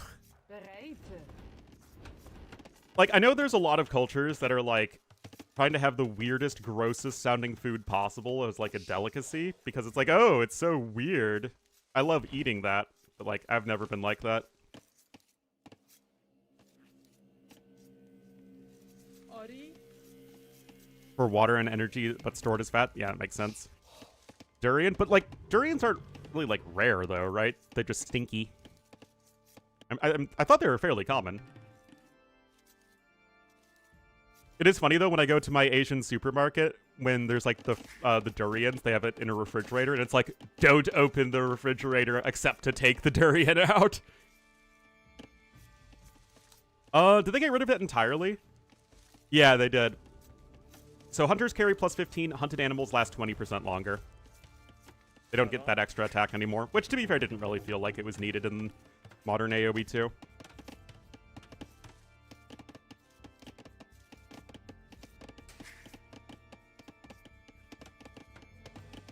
Grandma from Texas? Yeah, maybe. Also, being a pitmaster is very much a male thing, at least in America. Like, Grandma in Texas would cook the cornbread and the pie and the greens, but the actual meat would be from the grandpa. Immediately? I've never had durian, nor do I have any great desire to have it.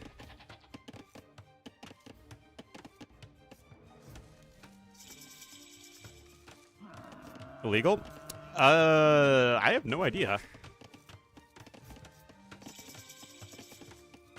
Is horse meat illegal in Illinois? Yes, it is. Horse meat is illegal to slaughter, sell, process, import, or export. If its intended uses for human consumption.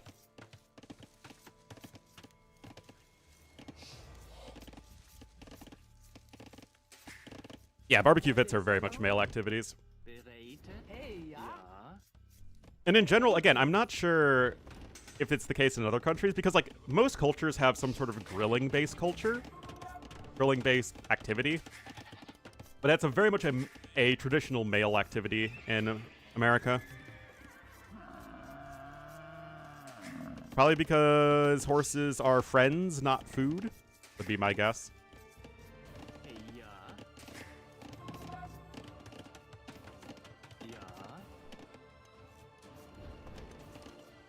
Anyway, bill counts are the same. Feudal Age is in for both players. Nothing too crazy happening so far.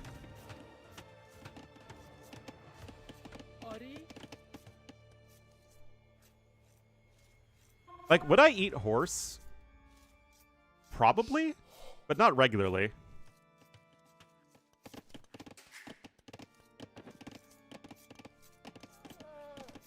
They are stupider than pigs. But pigs have the unfortunate designation of being absolutely delicious. Whereas, you know, I don't know if horses have that same situation.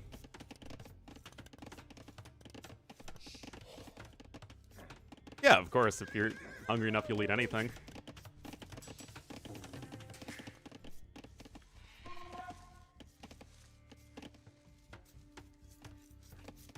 Your deer horse? What's a deer horse?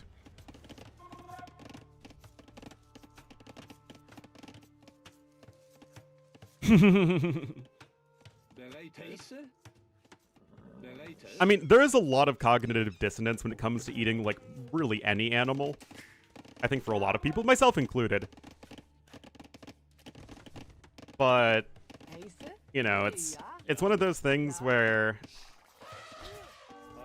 you're fighting against tradition and also what your taste buds are telling you.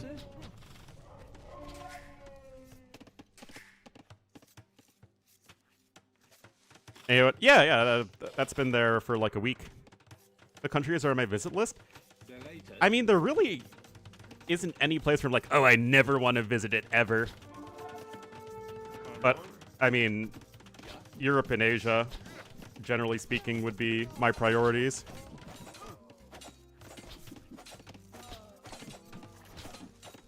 Anyway, everything there getting cleaned up by Lewis. Well done from him.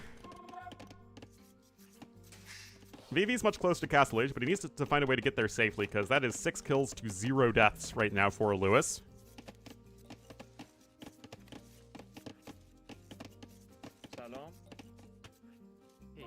But yeah, like, ethically, I would believe it would be, I guess, consistent with my beliefs that really any meat consumption is unnecessary and probably not ethical.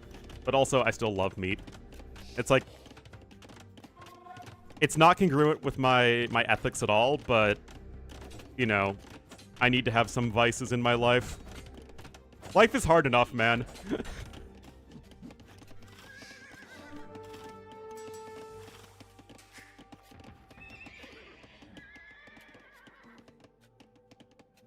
Another venue? Oh, really? For the vitamins?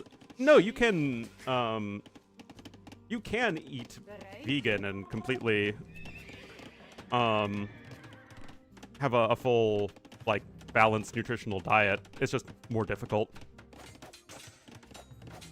And especially if you don't restrict yourself for eating other animal products that are, like, non-killing, like, you know, cheese and eggs and stuff. Yeah, it's just, you know, difficult. Amenities in my life? I don't know. I really don't know. I mean, I've eaten vegan when I've been with Ellie, and I do miss meat.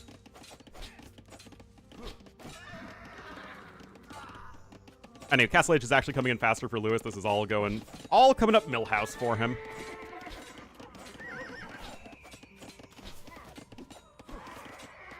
Cheap lean cuts and groceries? I mean, I think just all meat is expensive these days.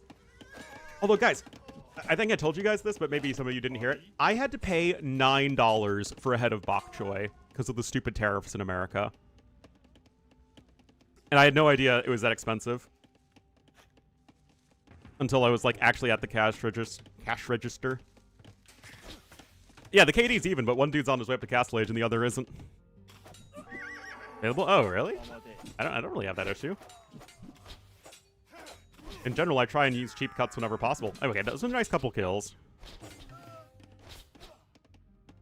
Same price? Yeah, I mean, I definitely won't be buying it again until it's cheaper. Again, I only just bought it out because I was, like, literally already at the checkout. I'm not gonna, like, just go back and cause a big kerfuffle.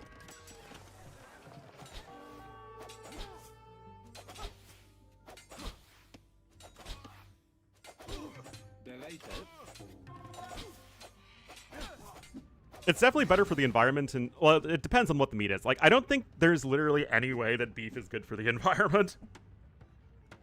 In terms of, like, the land usage needed and the resources needed to raise cattle.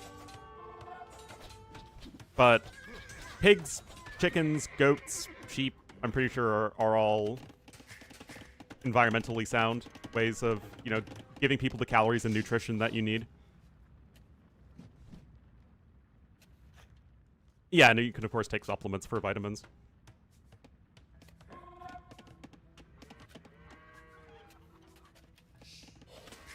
Gailan? Isn't that another name for bok choy?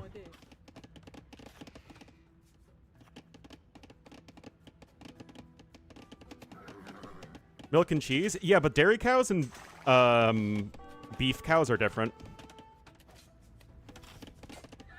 Oh, yeah, you don't deserve to live, villager. No Alcatrazing for you.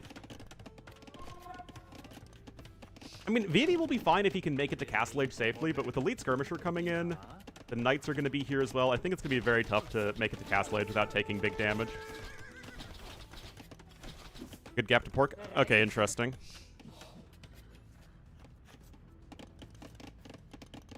Salon. Yeah, Chinese broccoli. Yeah. Ori. Big fan of it. Fish is low carbon. Yeah, I mean, obviously, to create like a truly balanced, you know, ecosystem to human nutritional consumption needs ratio, you need to have, you know, lots of different things, especially when it comes to transportation and whatnot.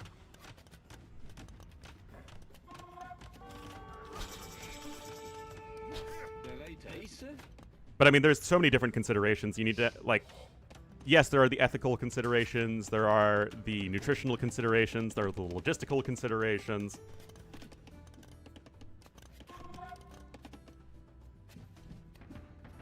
But beef and wheat give you different nutritional things, right? Like, beef and wheat are not substitutes for each other.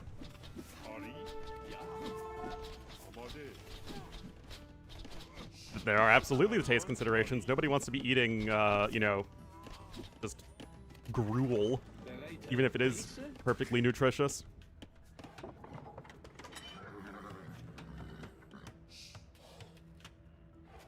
Supermarket, yeah, I mean, that's definitely the case. Salon.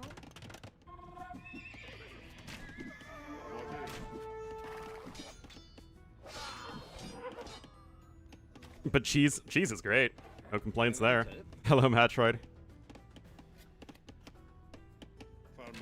There is a lot of tasty vegetarian food, but there's also several veggies I really don't like, which is kind of a bummer. Like, I do not like tomatoes, and I do not like cucumber, and I do not like celery. And if those are in anything, I'll probably not want to eat it.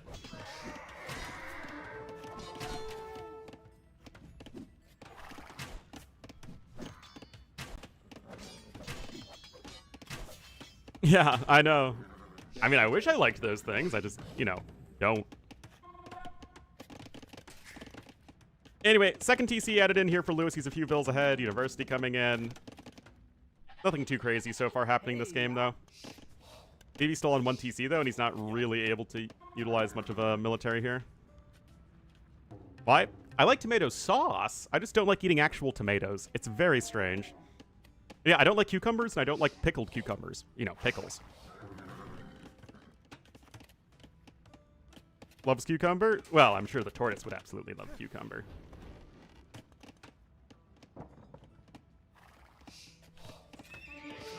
A kid? I still try them pretty regularly, and I don't like them. I don't know why. Think tomatoes? Nope. No kind of physical tomato. I think with tomato, it's also probably the texture as well that I don't like.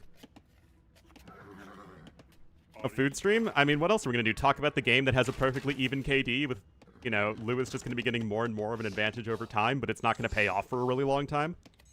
Initially? Maybe. I don't remember exactly. But yes, Debbie always makes fun of me for being a picky eater. It's like, I love olives in all olive-based forms. Actually, I heckin' love olives. They're so good.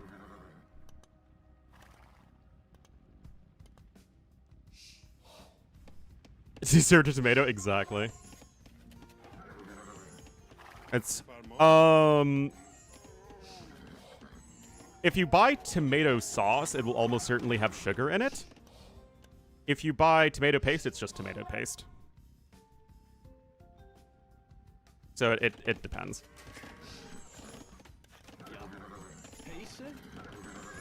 Anyway, Pikeman coming in now for Vivi, but the issue is just going to be the economy. He's on 1 TC to 3 Persian TCs, and he's just going to be falling so far behind. They must own a lot of stone, man. 57,000, when the average map has 8,000 stone, thereabouts. Yeah, honestly, I don't even see how Lewis loses at this point. Vivi's not going anywhere in this game. He's now adding in a second TC. Actually, good scouting here from Lewis. Great scouting, in fact. Do I like margarita pizza? I like margarita pizza so long as the tomatoes are crushed. And, like, they're not big chunks of tomato. And same with the bolognese. Although I don't really eat bolognese sauce as much as the southern Italian version. Because I don't like the ground meat mixed in as much as I prefer, like, sausage and meatballs or spare ribs. Just kind of like, you know, hunks of meat. I think it's tastier that way. Dozen pieces of tomato? Sometimes it does. But if it's just like regular pizza tomato sauce with mozzarella and basil, then yes, I love it. Without tomatoes? Then what's in it? What's the base of the sauce?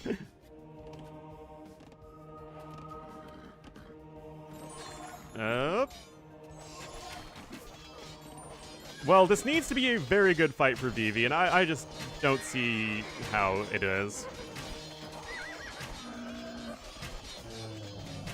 This is much more efficient? It is indeed. And onions? Ah. Well, celery's icky. Carrots and onions are just fine. Well, okay, I said it needed to be a good fight for Vivi, guys. You know what? Oh, we didn't have any upgrades. Oh, man, if only I was paying the slightest bit of attention. Okay. I mean, 50% more vills for Lewis. Okay, he's getting a castle. He's probably fine. But credit to Vivi. He took the fight that he needed to.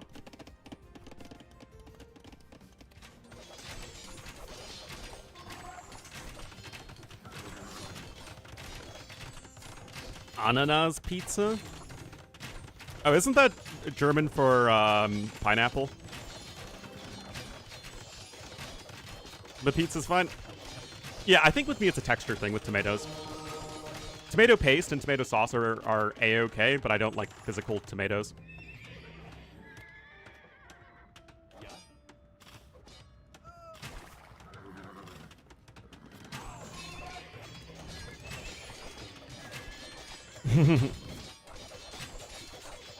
Except for English. Yeah, I know it's les ananas in French.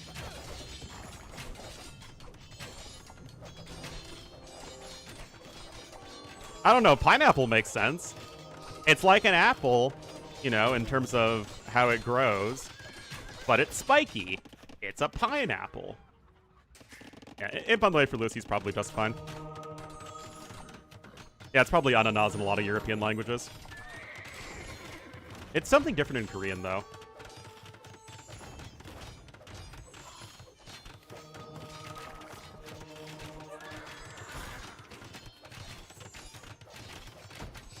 What is Korean?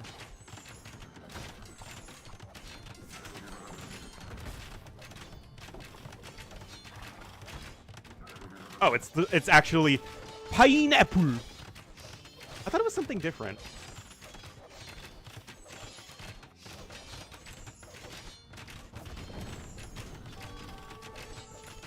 Yeah, I seem to remember something more specific.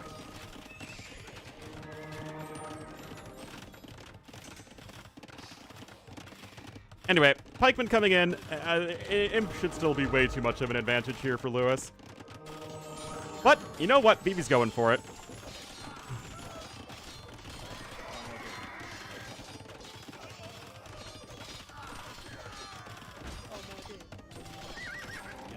Well, pineapples are obviously native to the, you know, the Pacific, right? So most cultures wouldn't have come into contact with them until much more recently, you know, relatively speaking.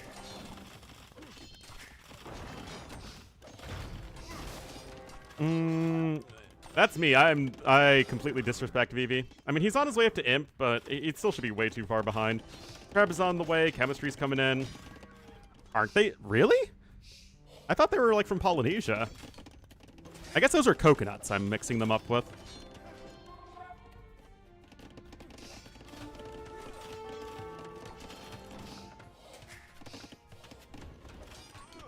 Yeah, chemistry coming in. It should be super over.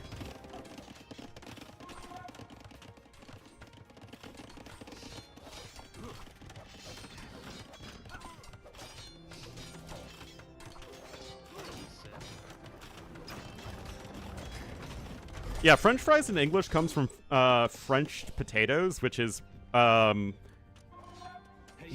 way that you like julienne something is another way you say that in English, and it's just French fried potatoes, so French fries. Anyway, gunpowder units are going to be out here soon for Lewis, and he should be totally fine.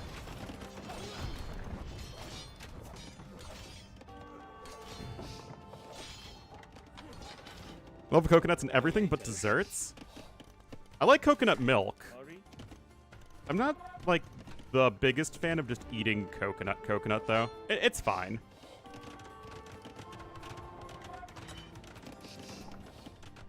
Again, Vivi's almost up to Imp, but he's 8,000 resources behind.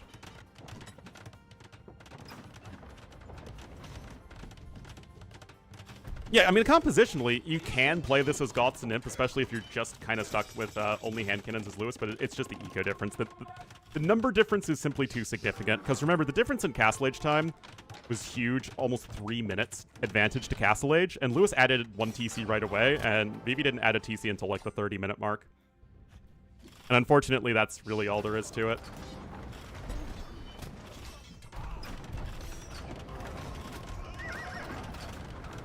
Fruit tier list? Ooh. I mean, the top tier fruits are what? Blackberries, strawberries, raspberries, pineapples themselves, apples, dates.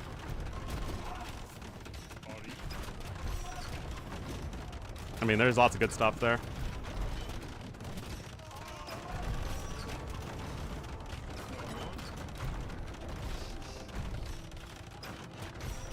Pears are very good, that's true. Anyway, castle's gonna go down. You got another castle here for Lewis. I mean,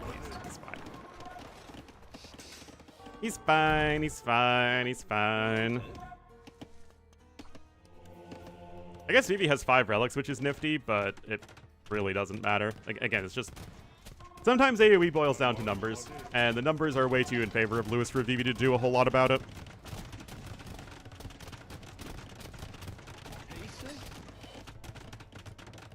He just lost way too much in Feudal Age, and Lewis was easily able to snowball it from there.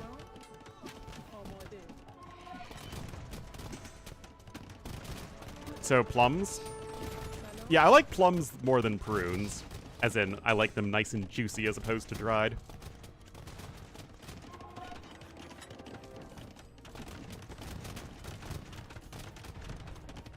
Chemistry coming in. Like, what is Vivi going to accomplish in this game? Just making skirmishers as Goths? Down 12,000 resources. I mean, the score does tell the story here.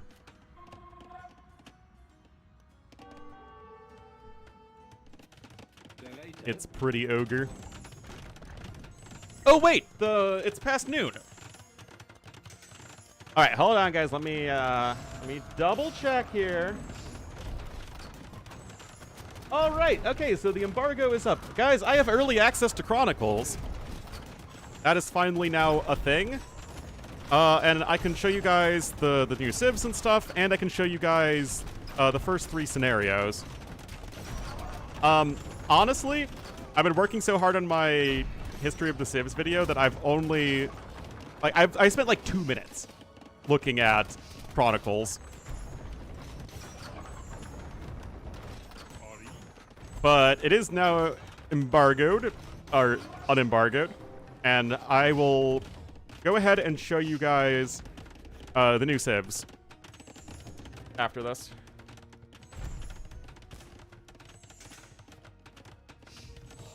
And then I'll do a YouTube video on it. Man, why is this series taken so long? We're 2 hours and 10 minutes into the stream. And we have completed 2 games.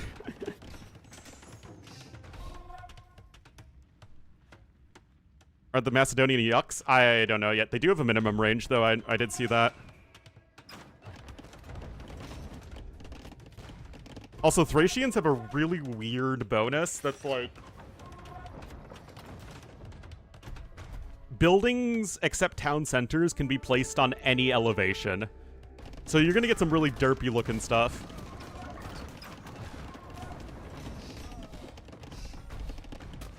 I mean, for Persians, having a lot of vills makes sense. Now you got Savar coming in. Like, again, where on earth are you going in this game, Vivi?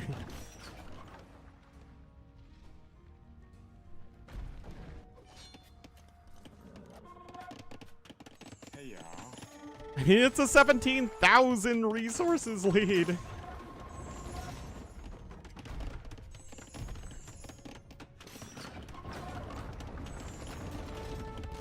I got my 2-man saw, yeah. Thank goodness. Alright, Lewis up 2-1. Just comically far ahead in eco. I mean, look at this. This is not even remotely close. I mean, this game basically ended somewhere around here. Well, Lewis was doing the Hera thing, right? You're just ahead, and you're just getting even further ahead and further ahead. Yeah, we've gotten 3 games in 2 hours. No, we'll cast the rest of this set. Then I'll show you guys the new stuff quickly, and then I'm probably going to head off and just make a YouTube video on it.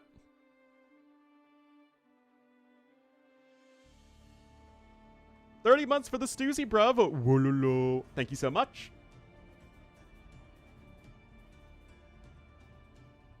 Thank you, thank you.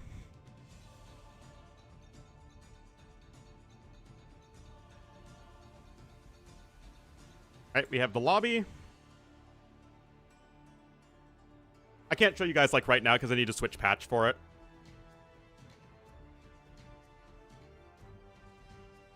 The stream? Yeah, but I would want to be able to edit it a bit.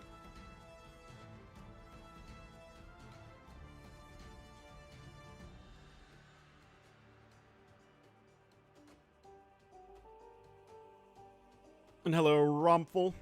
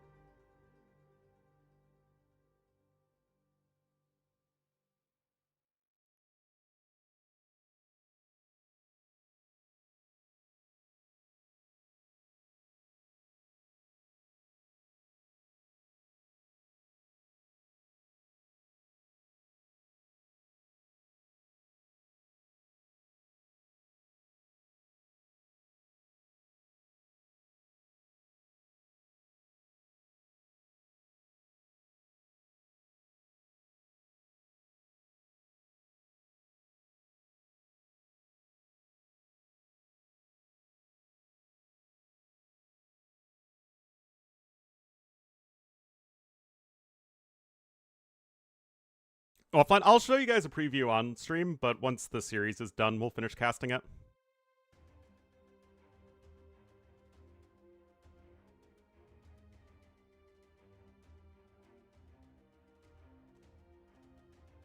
Jump cutting. I do that a little bit with my own editing, but, you know, I try and give you a smoother experience. Quick set. I mean, again, we're 2 hours and 15 minutes and we've done 3 games.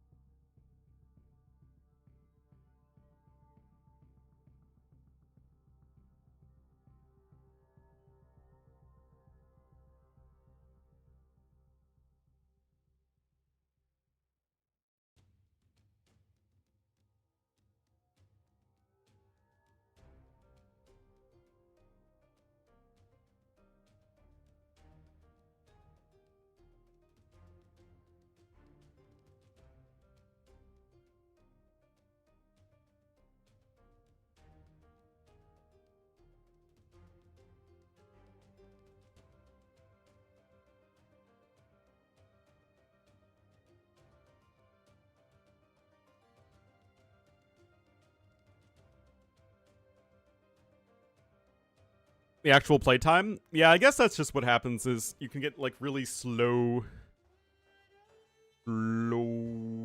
stuff. Anyway, did somebody hear a cat jam? You betcha, as we now have the Shah and a regular fire ship.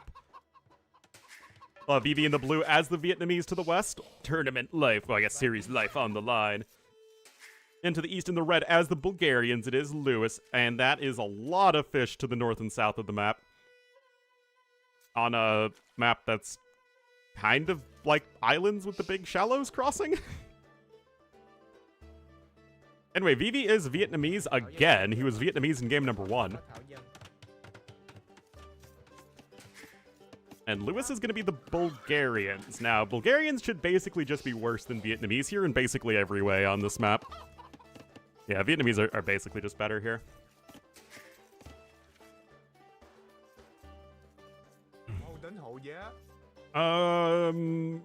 Gold in stone is just a little bit more than a regular map. Trees are actually... There's not a ton of wood on the map overall.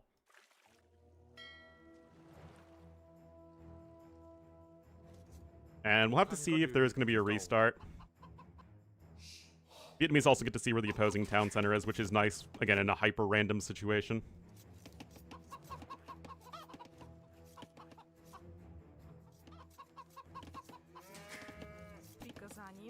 So we'll have to see. If Lewis is going to win, it's going to be with a civ disadvantage. Dock can come up right over there. It is next to a couple of deep fish.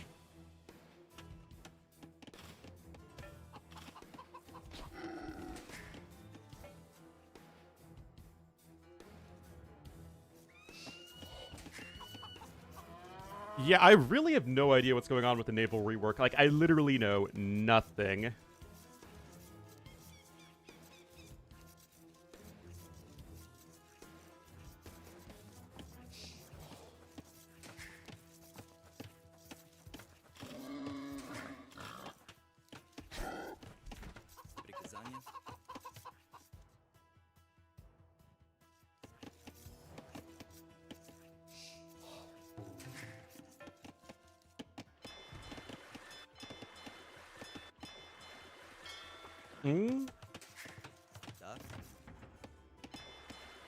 Wait, what happened with the dock?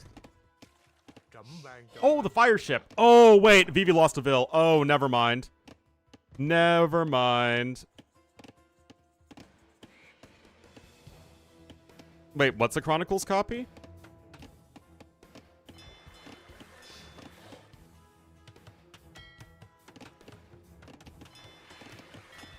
Oh, the naval rework? Yeah, I literally have no idea. But yeah, this Chronicles is almost exactly like the last Chronicles, as far as I can tell. Also, there is no Chronicles ladder, I believe. I don't think they're adding that, but I would have to double check after this the series. Anyway, Vivi still has a dock out, and Lewis is going for what will probably be a men-at-arms rush. So even though he did lose the villager, and Lewis is ahead in resources, Vivi will catch up over time.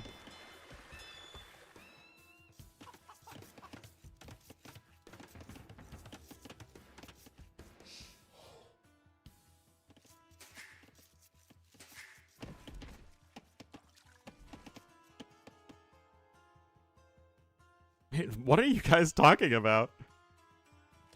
I'm so confused.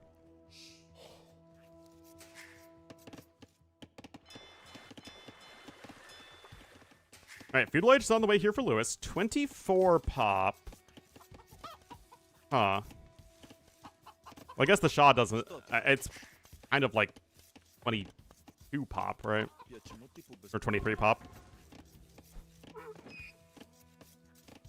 There will be for men-at-arms. Let's see what the Shah can see. Waddling around.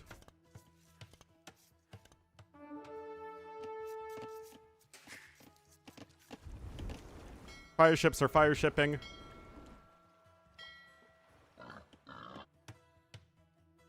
Random cow over there. There is another dock here to the east as well for Vivi, notably. And he is also on his way up. The tents do provide 5 pop space, in case you're wondering.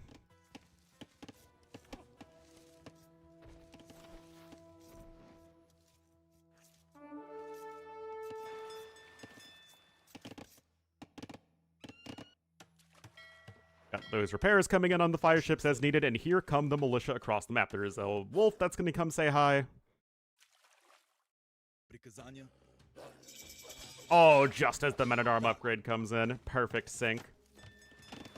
Anyway, those villagers are very far away from the TC, but we'll have to see if Lewis is going to spot them out. The king is actually a very good scout, or the Shah, rather. Faster than a Dark Age scout cavalry, by 10%, actually. I think that's how you get to such a weird number. I think it's the king started out as 1.2, and then they, in testing, just made the king 10% faster, and that's how you get 1.32.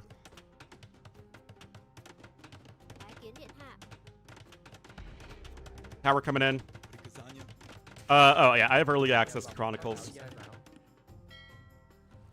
So today I'm going to make a video talking about the new civs and the unique units and stuff, and then tomorrow I'll play the first scenario, and then the day after that will be the second scenario, and the day after that will be the third scenario, and then we're not going to do anything until launch. That is the itinerary.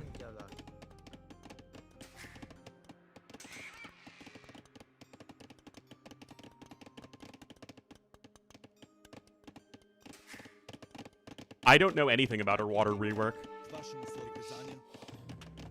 Nor does anyone else that's not a dev, I think. You'll never even think about it again? Exactly. Make fun of me? I mean, I could play them live on stream, but I think I'll just save it for YouTube.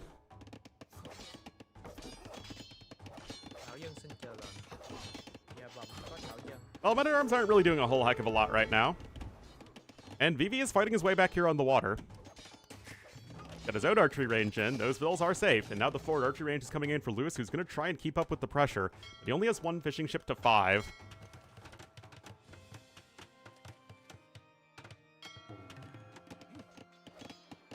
I literally have no idea what's going on with that. And I didn't even know this was something that they were planning, guys.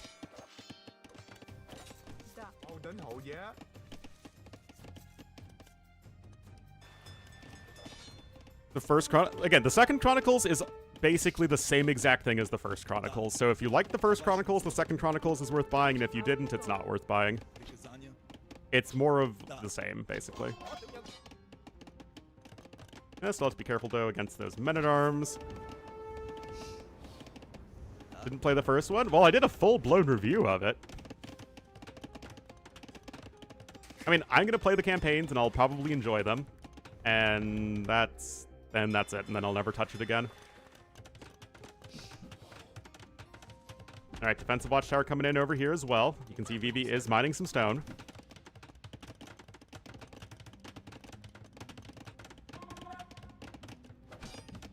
And the tower is cancelled.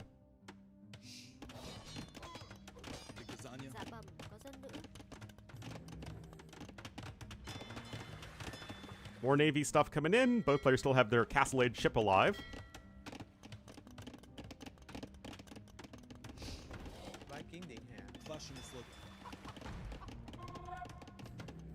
And got some skirmishers coming in.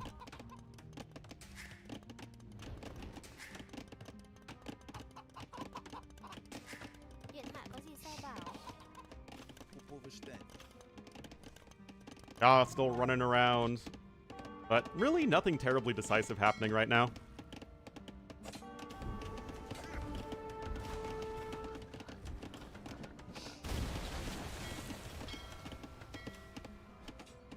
After beating them? I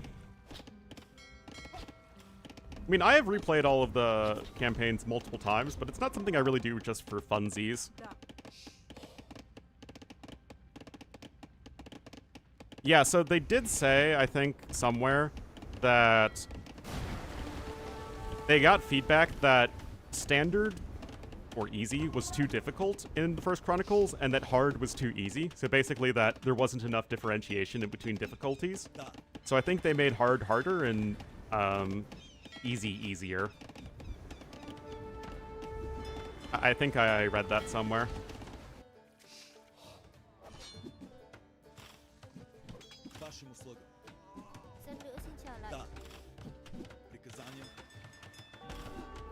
This is still annoying. 3K, again, there's completely different people. As far as I know, Capture Age and Forgotten Empires have basically nothing to do with each other.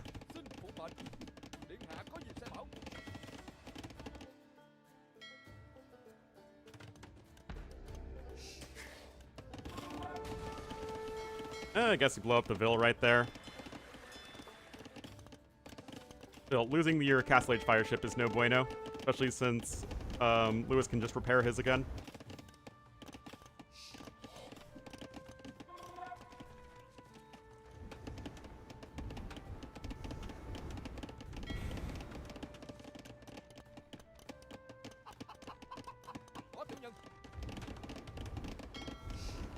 There's always skirmish. Yeah, but unless you play against the AI, there really isn't any reason to do that. And also, I don't know about you guys, but I really don't like having the antiquity civs alongside the modern civs, even for single player. It's just really weird. It's like, you know, water and oil, right? They just don't mix well.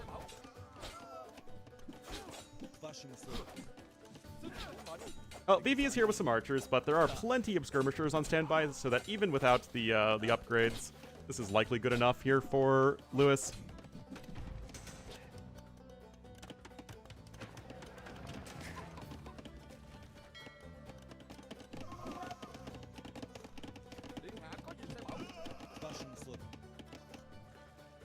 But yeah, like, that's why when people say, oh, you should Chronicles the Three Kingdoms civs, it doesn't really make sense.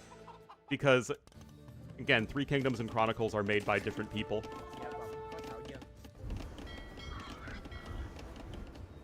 Eyes open, we'll get some sleep videos.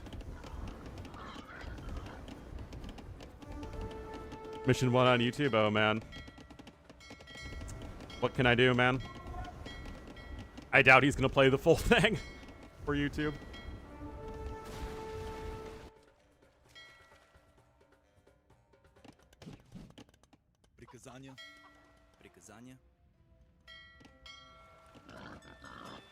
Campaign playthroughs are probably like the one YouTube content that people will actually just watch it for my specific playthroughs. For 10-day group trip, that sounds fun.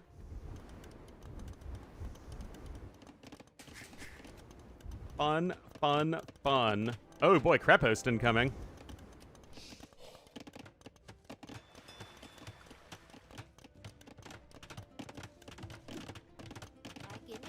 For the fall, yeah.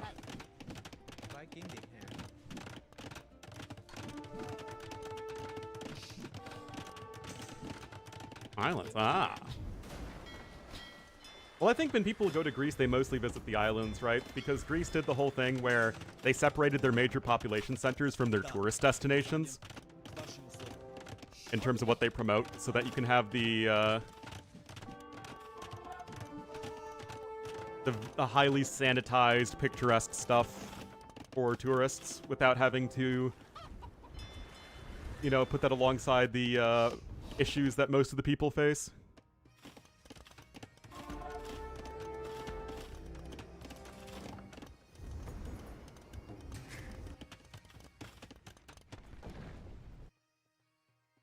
Pause.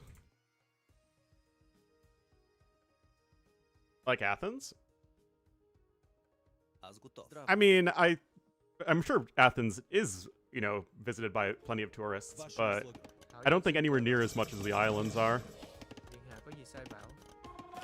Kind of like how Mexico City isn't really a huge tourist destination, but Cancun is.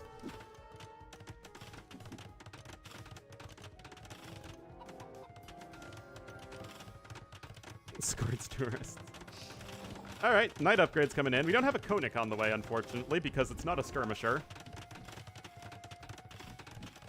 Min range? Oh. Is anyone else doing videos on them?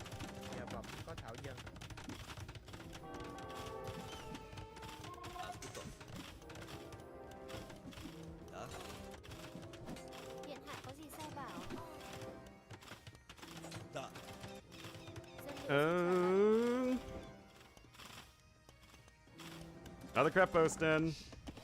I mean, it's still only 1 TC here for Lewis. It's 3 fishing ships versus 6 in favor of Vivi, who's still slightly ahead in resources. Just Vivi isn't really going anywhere in this game.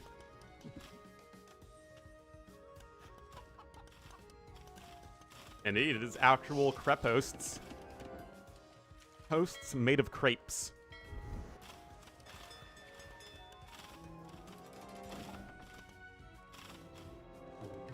Ah, okay. Yeah, I just didn't have time to have a video prepared on Chronicles.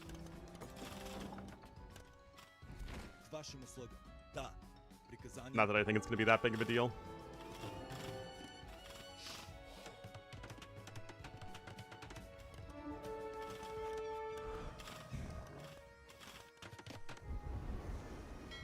Second TC coming in. Knight's got a couple kills there for Vivi. It feels like this game could go on a very long time.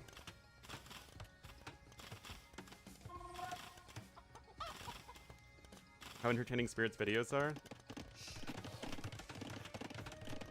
During unit use? Do you mean?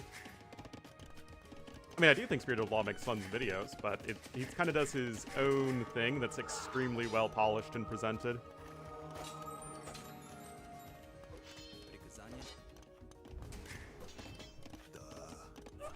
Puts a lot of effort into all those videos.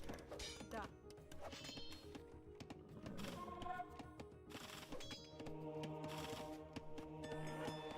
mean, he's like the only major Age of Empires content creator who isn't also a Twitch streamer. New is the pop-up? It's like a week old, I think. Anyway, Vivi going Cav Archers now. Why not?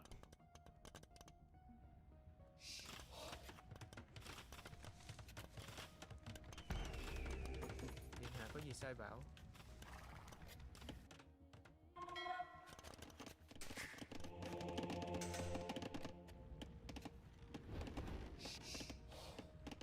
Thảo Dân xin chào lệnh. Yo, xin chào bà.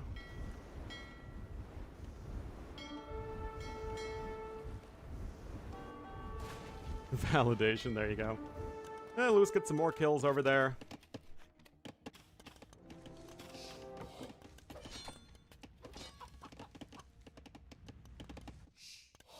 Yeah, you're gonna come in over here. And that's good. Okay, good reaction there from Lewis.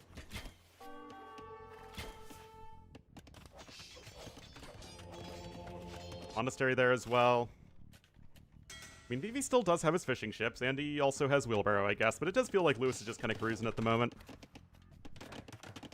Got a University coming in, and it's still a little weird, though, that Lewis is only just making skirmishers and nothing else.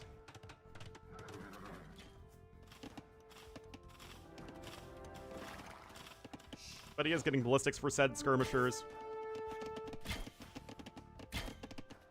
Osaw's coming in for Vivi.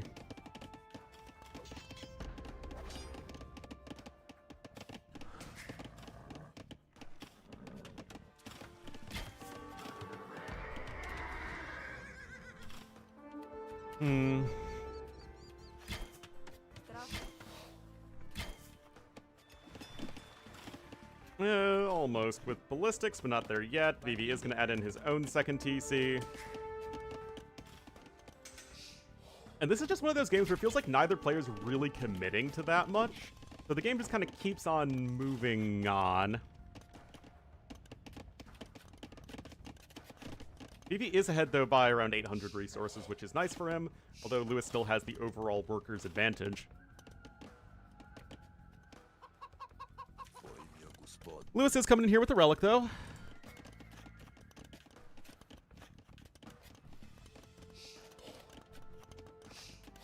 Like Ornlu's dates? Oh, feels Ornlu, man. Thảo Dân xin chào lệnh.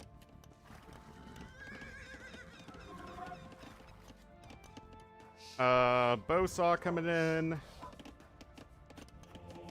Vivi himself coming in with a relic. And why are Vietnamese a freaking knight and cav archer civ?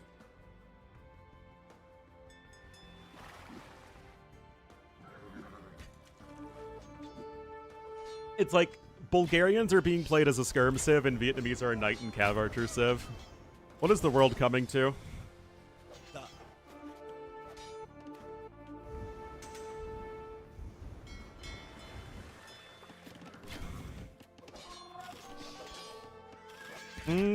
Do have to be careful. The TC does have ballistics. Couple Konix are now on the way. Third TC coming in actually for both players. Skirms are actually getting some value over on the other side.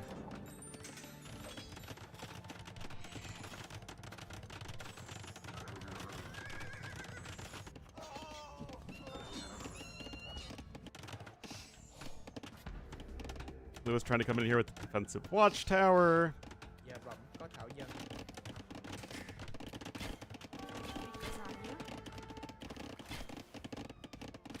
Oh, guys, I just want this to all to end.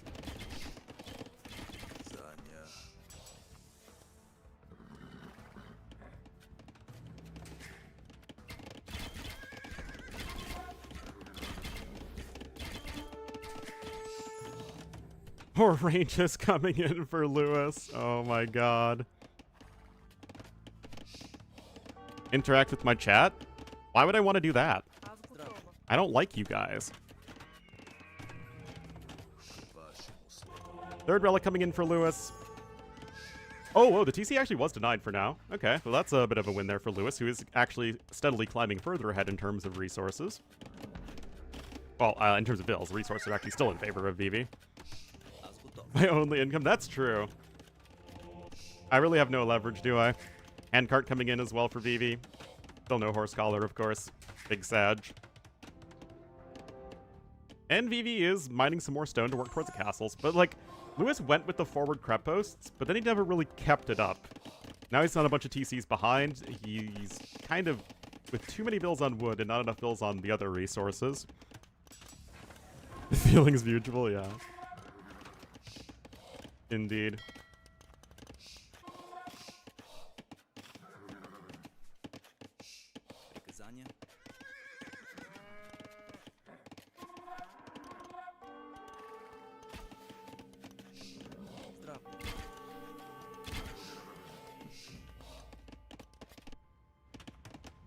Ballistics now in here for Vivi.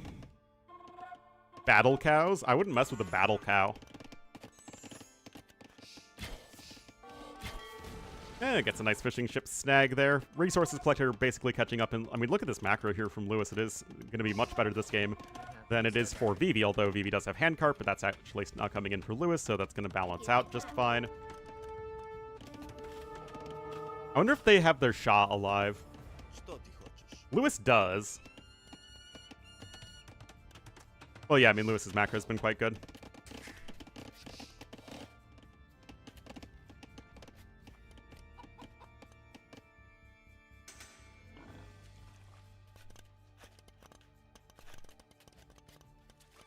Hiding out in California? What? Is that what happened with the Shah after the revolution? Ah, okay. Or I guess his descendants.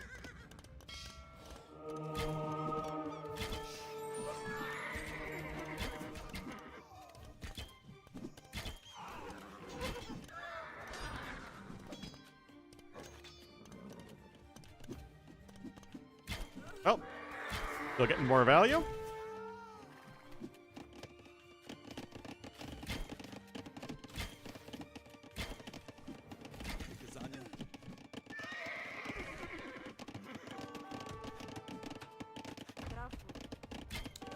Sierra coming in. Now, Lewis is on his way to the Imperial Age, but he still isn't really teching into anything. He's making a couple more fire ships, I guess, but...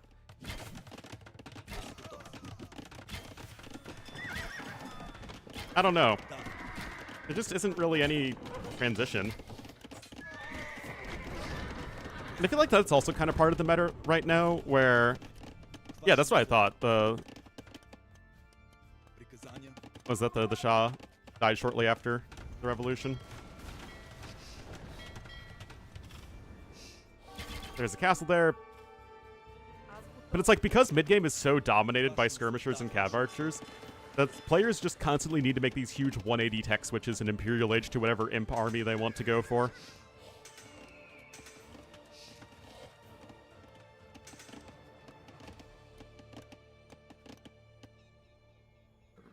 Forward castle for Lewis. Bane Barding armor coming in. CA are still going to be out and about here.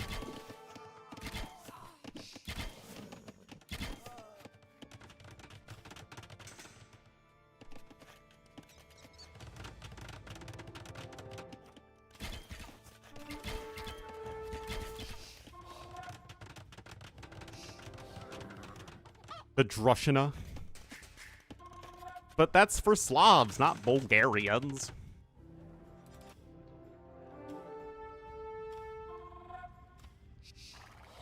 Look at that Bulgarian castle. So Bulgarian-y. Konik still have poor upgrades. Imp is now in here for red. Trebuchet immediately on the way.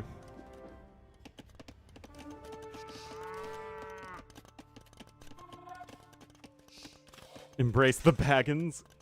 The nasty Bagginses.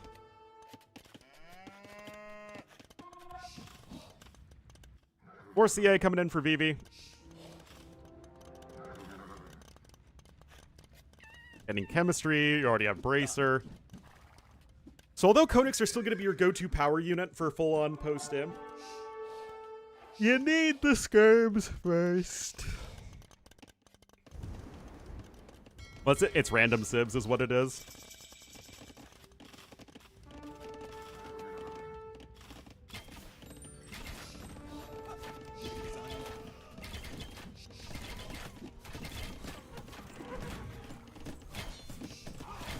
Well, CA, you're doing just fine here. Bracer is on the way.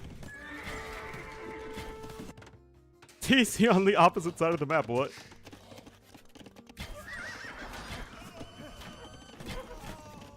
Man, why has this game been so dull?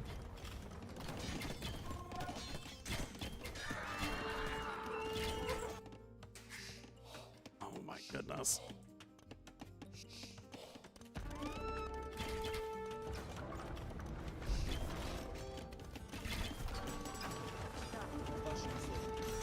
Oh, Mass Nori is on the way, and Lewis is not doing anything except making skirmishers and trebs.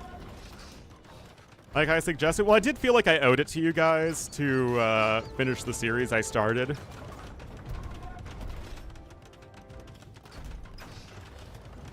You know. Anyway, Vivi's gonna be out of stone here in a moment, which is obviously far from optimal. Does Lewis only have 2 ranges still? What the heck?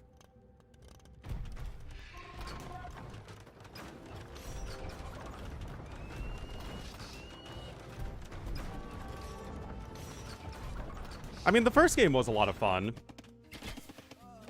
But Lewis's wins have all been him just getting an advantage and getting further and further ahead. Okay, lots of stables coming in. Guys, if Lewis just freaking switches to Hussars, I'm going to be a salty sailor. Yeah, I don't know. Like, the set just feels so slow. And I'm not entirely sure why.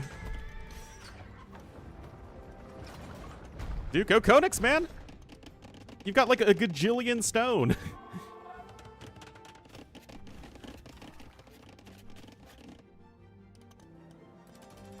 Gonna have siege engineers here in a moment. Oh my god, he's going scouts. His eco balance isn't even good. He's got 32 on food.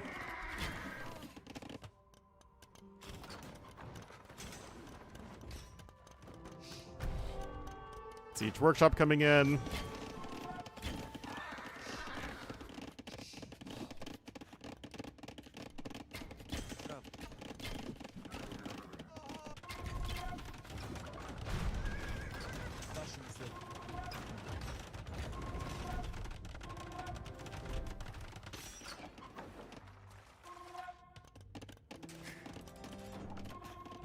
Architecture coming in? Sure, why not?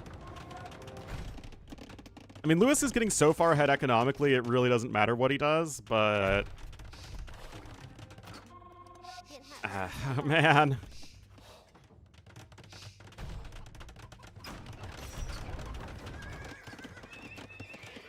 I can at least go Stirrups Cavalier. Just do something interesting, man.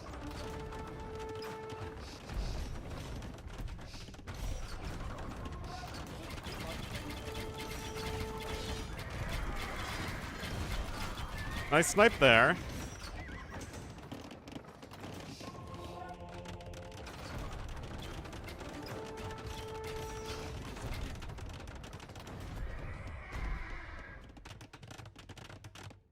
Might otherwise need. So developing a win condition is worse than saving a win condition that you might need later.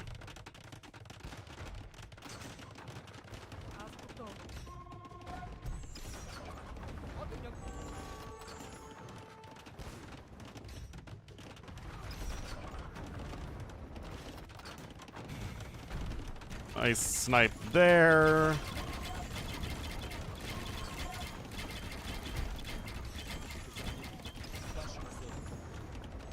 Hussar coming in. Homie has like so much gold left to take. And I guess this is also part of the meta issue where people just are refusing to commit to anything. The only gold people seem to be willing to spend resources on are ranged units and siege. The Zominator with the 9 months. Thank you so much, the Zominator. I appreciate it.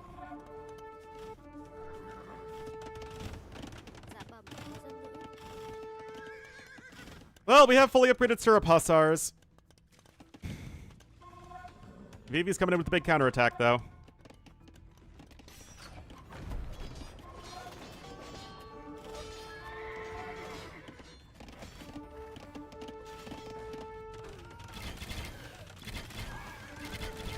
More crap posts coming in.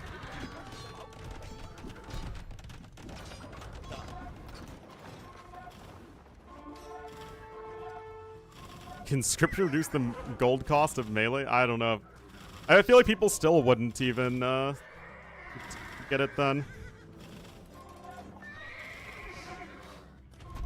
Cavalier? Yeah, man. More crepos coming in for Lewis.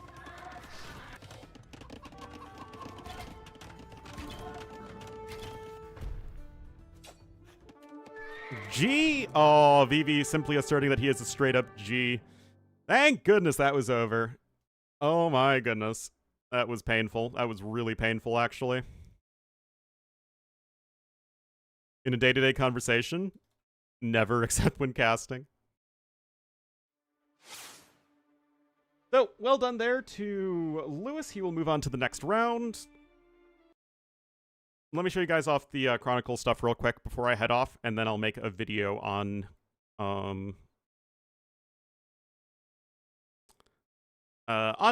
new civs.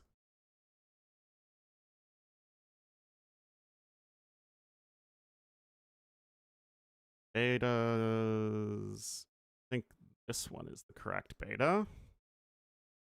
Bruh. I prefer boil. Alright, updating the game right now. Content all week. Nah, man, I was working on the Age of Kings video. I've literally looked at the Chronicle stuff for like 2 minutes.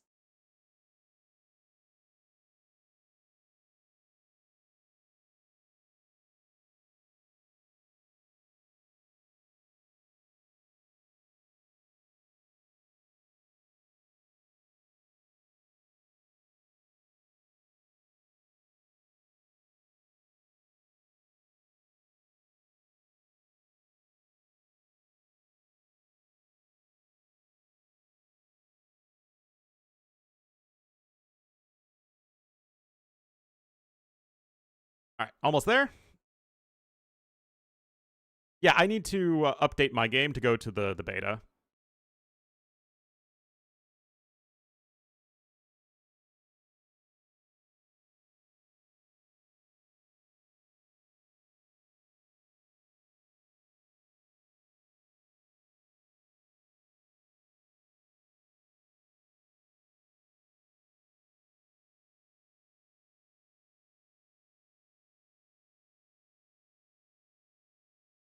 Right. Launching now.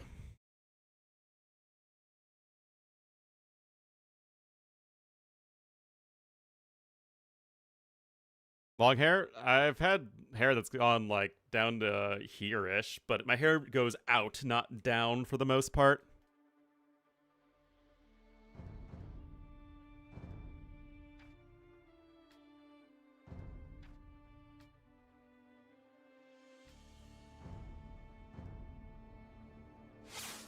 Alright, Chronicles time!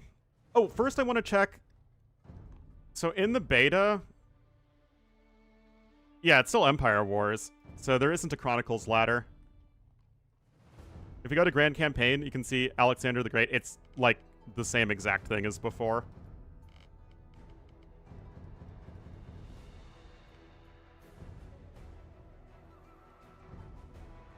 Again, it's just, custom lobbies.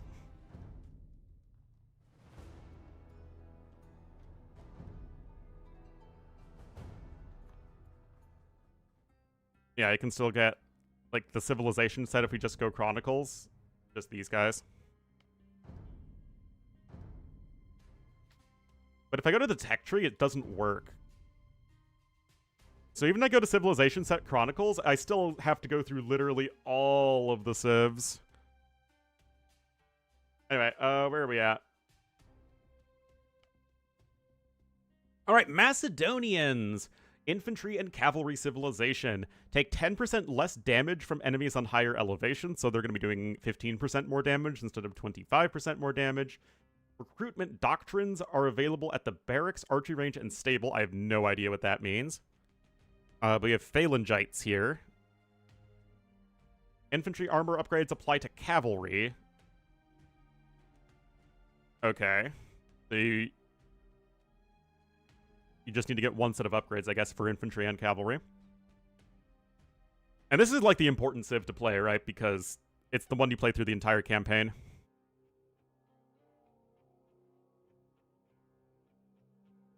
Siege weapons have 1 pierce armor and 30% damage against buildings. I assume no siege engine. They have siege engineers too. Holy cow. And you have the full-blown siege tech tree. Holy cow, man.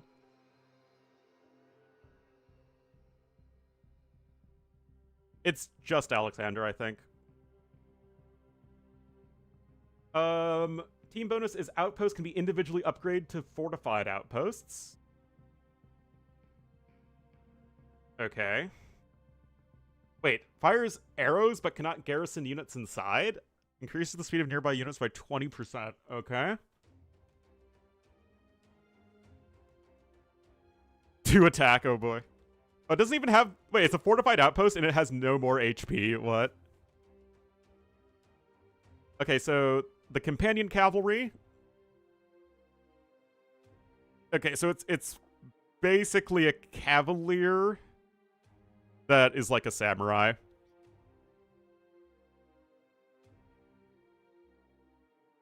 And then the phalangites are like the huge pikemen. Infantry with very long range but cannot attack at close range.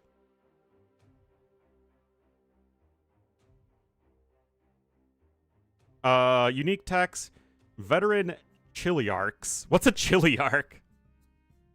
It's like, oh, it's my favorite story arc, the Chili arc. Recruitment doctrines. What the hell is a recruitment doctrine? What?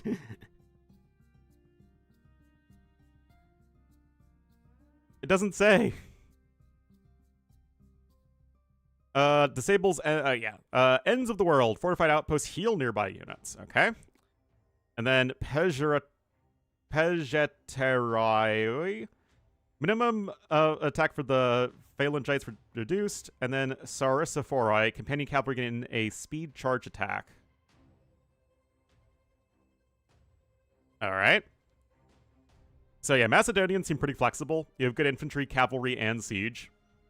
I guess you don't have the Paragons. So those are the Macedonians. Again, those are the ones you play through the entire campaign. The Peru. Archer and elephant civilization. Villagers gathering stone slowly gain food. Okay, I guess you literally can eat rocks. Stone mines last longer. Villagers and fishing ships gather oysters faster. Stable units heal 25 HP per minute when no enemies are nearby. So kind of a better but more situational version of the Georgians bonus. And your Lemboys are better, which is your trash ship. Team bonus is trade carts move faster. Your unique units are the Okay, the castle one's the Patriota Longbowman, which deals additional units at point-blank range. What? Yeah, it doesn't have very long range at all. Interesting. Anyway, unique... also, we have an elephant here. Resists bonus damage and conversion, but requires 2 Oh, come on. Why do we have to have this nonsense? Also, they get the armored elephants. No thumb ring, though. And no plate mail armor.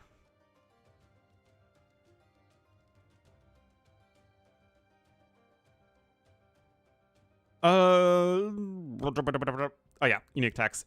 Vedhavada Snahyas have improved trample damage. Those the elephants. Yeah. Leaf-handed shafts. Okay, so this increases the point-blank range damage. And in imp, we have Vedic teachings. Each technology researched at the academy increases villager work rate. What's the... Is the academy the university? Yeah, it is. But you still don't have, like, the best university ever. And then Skandharvas. Forts can be individually upgraded with emplacements. Whatever that means. Interesting. So that's the Peru. And then we have the Thracians. Infantry civilization. Elite skirmisher is free. 5, 10 HP per minute. I guess that also includes Imperial Age. Battle drills available in the Castle Age. That is making your swordsman stronger.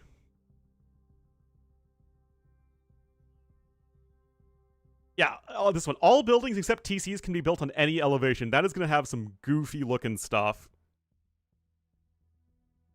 Forts and towers increase the rate of nearby miners and lumberjacks and serve... What? Okay.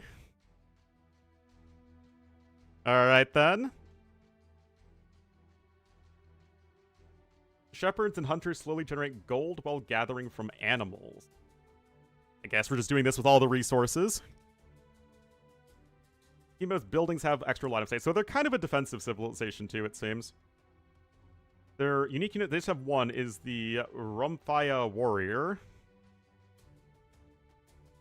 Anti-cavalry infantry. Strong versus cavalry in buildings, weak versus ranged soldiers. Okay, so it's just kind of like a pikeman.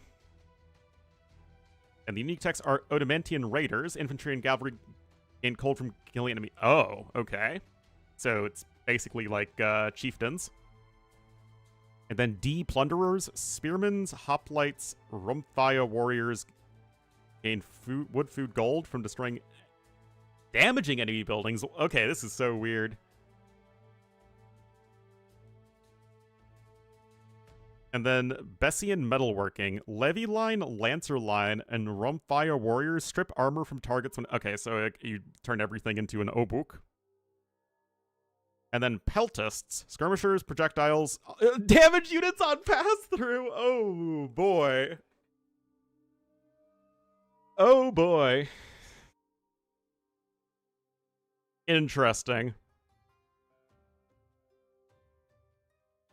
Peak skirming right here. Wait, you don't have elite hoplites. What? Isn't there literally a hoplite bonus? Wait, Spearman Line, Levy, Hoplite Line, and Rumphia Warriors? That's literally all the infantry.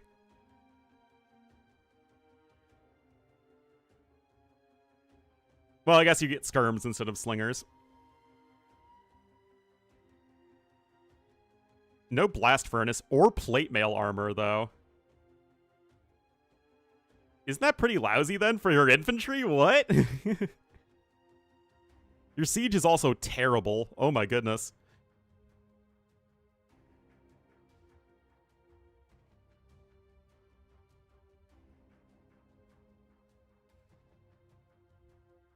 Everything except faith.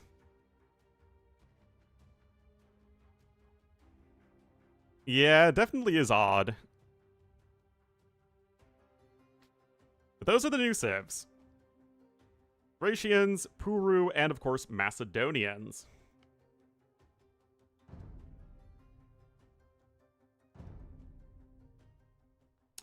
So what I'm gonna do, guys, is I'm gonna do a video today, and I'll do it like right after the stream, on the new units and test them out and show you guys what everything does.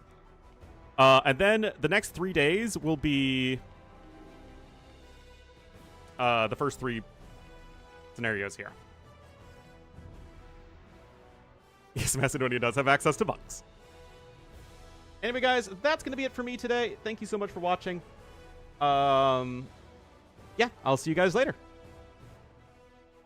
Bye-bye.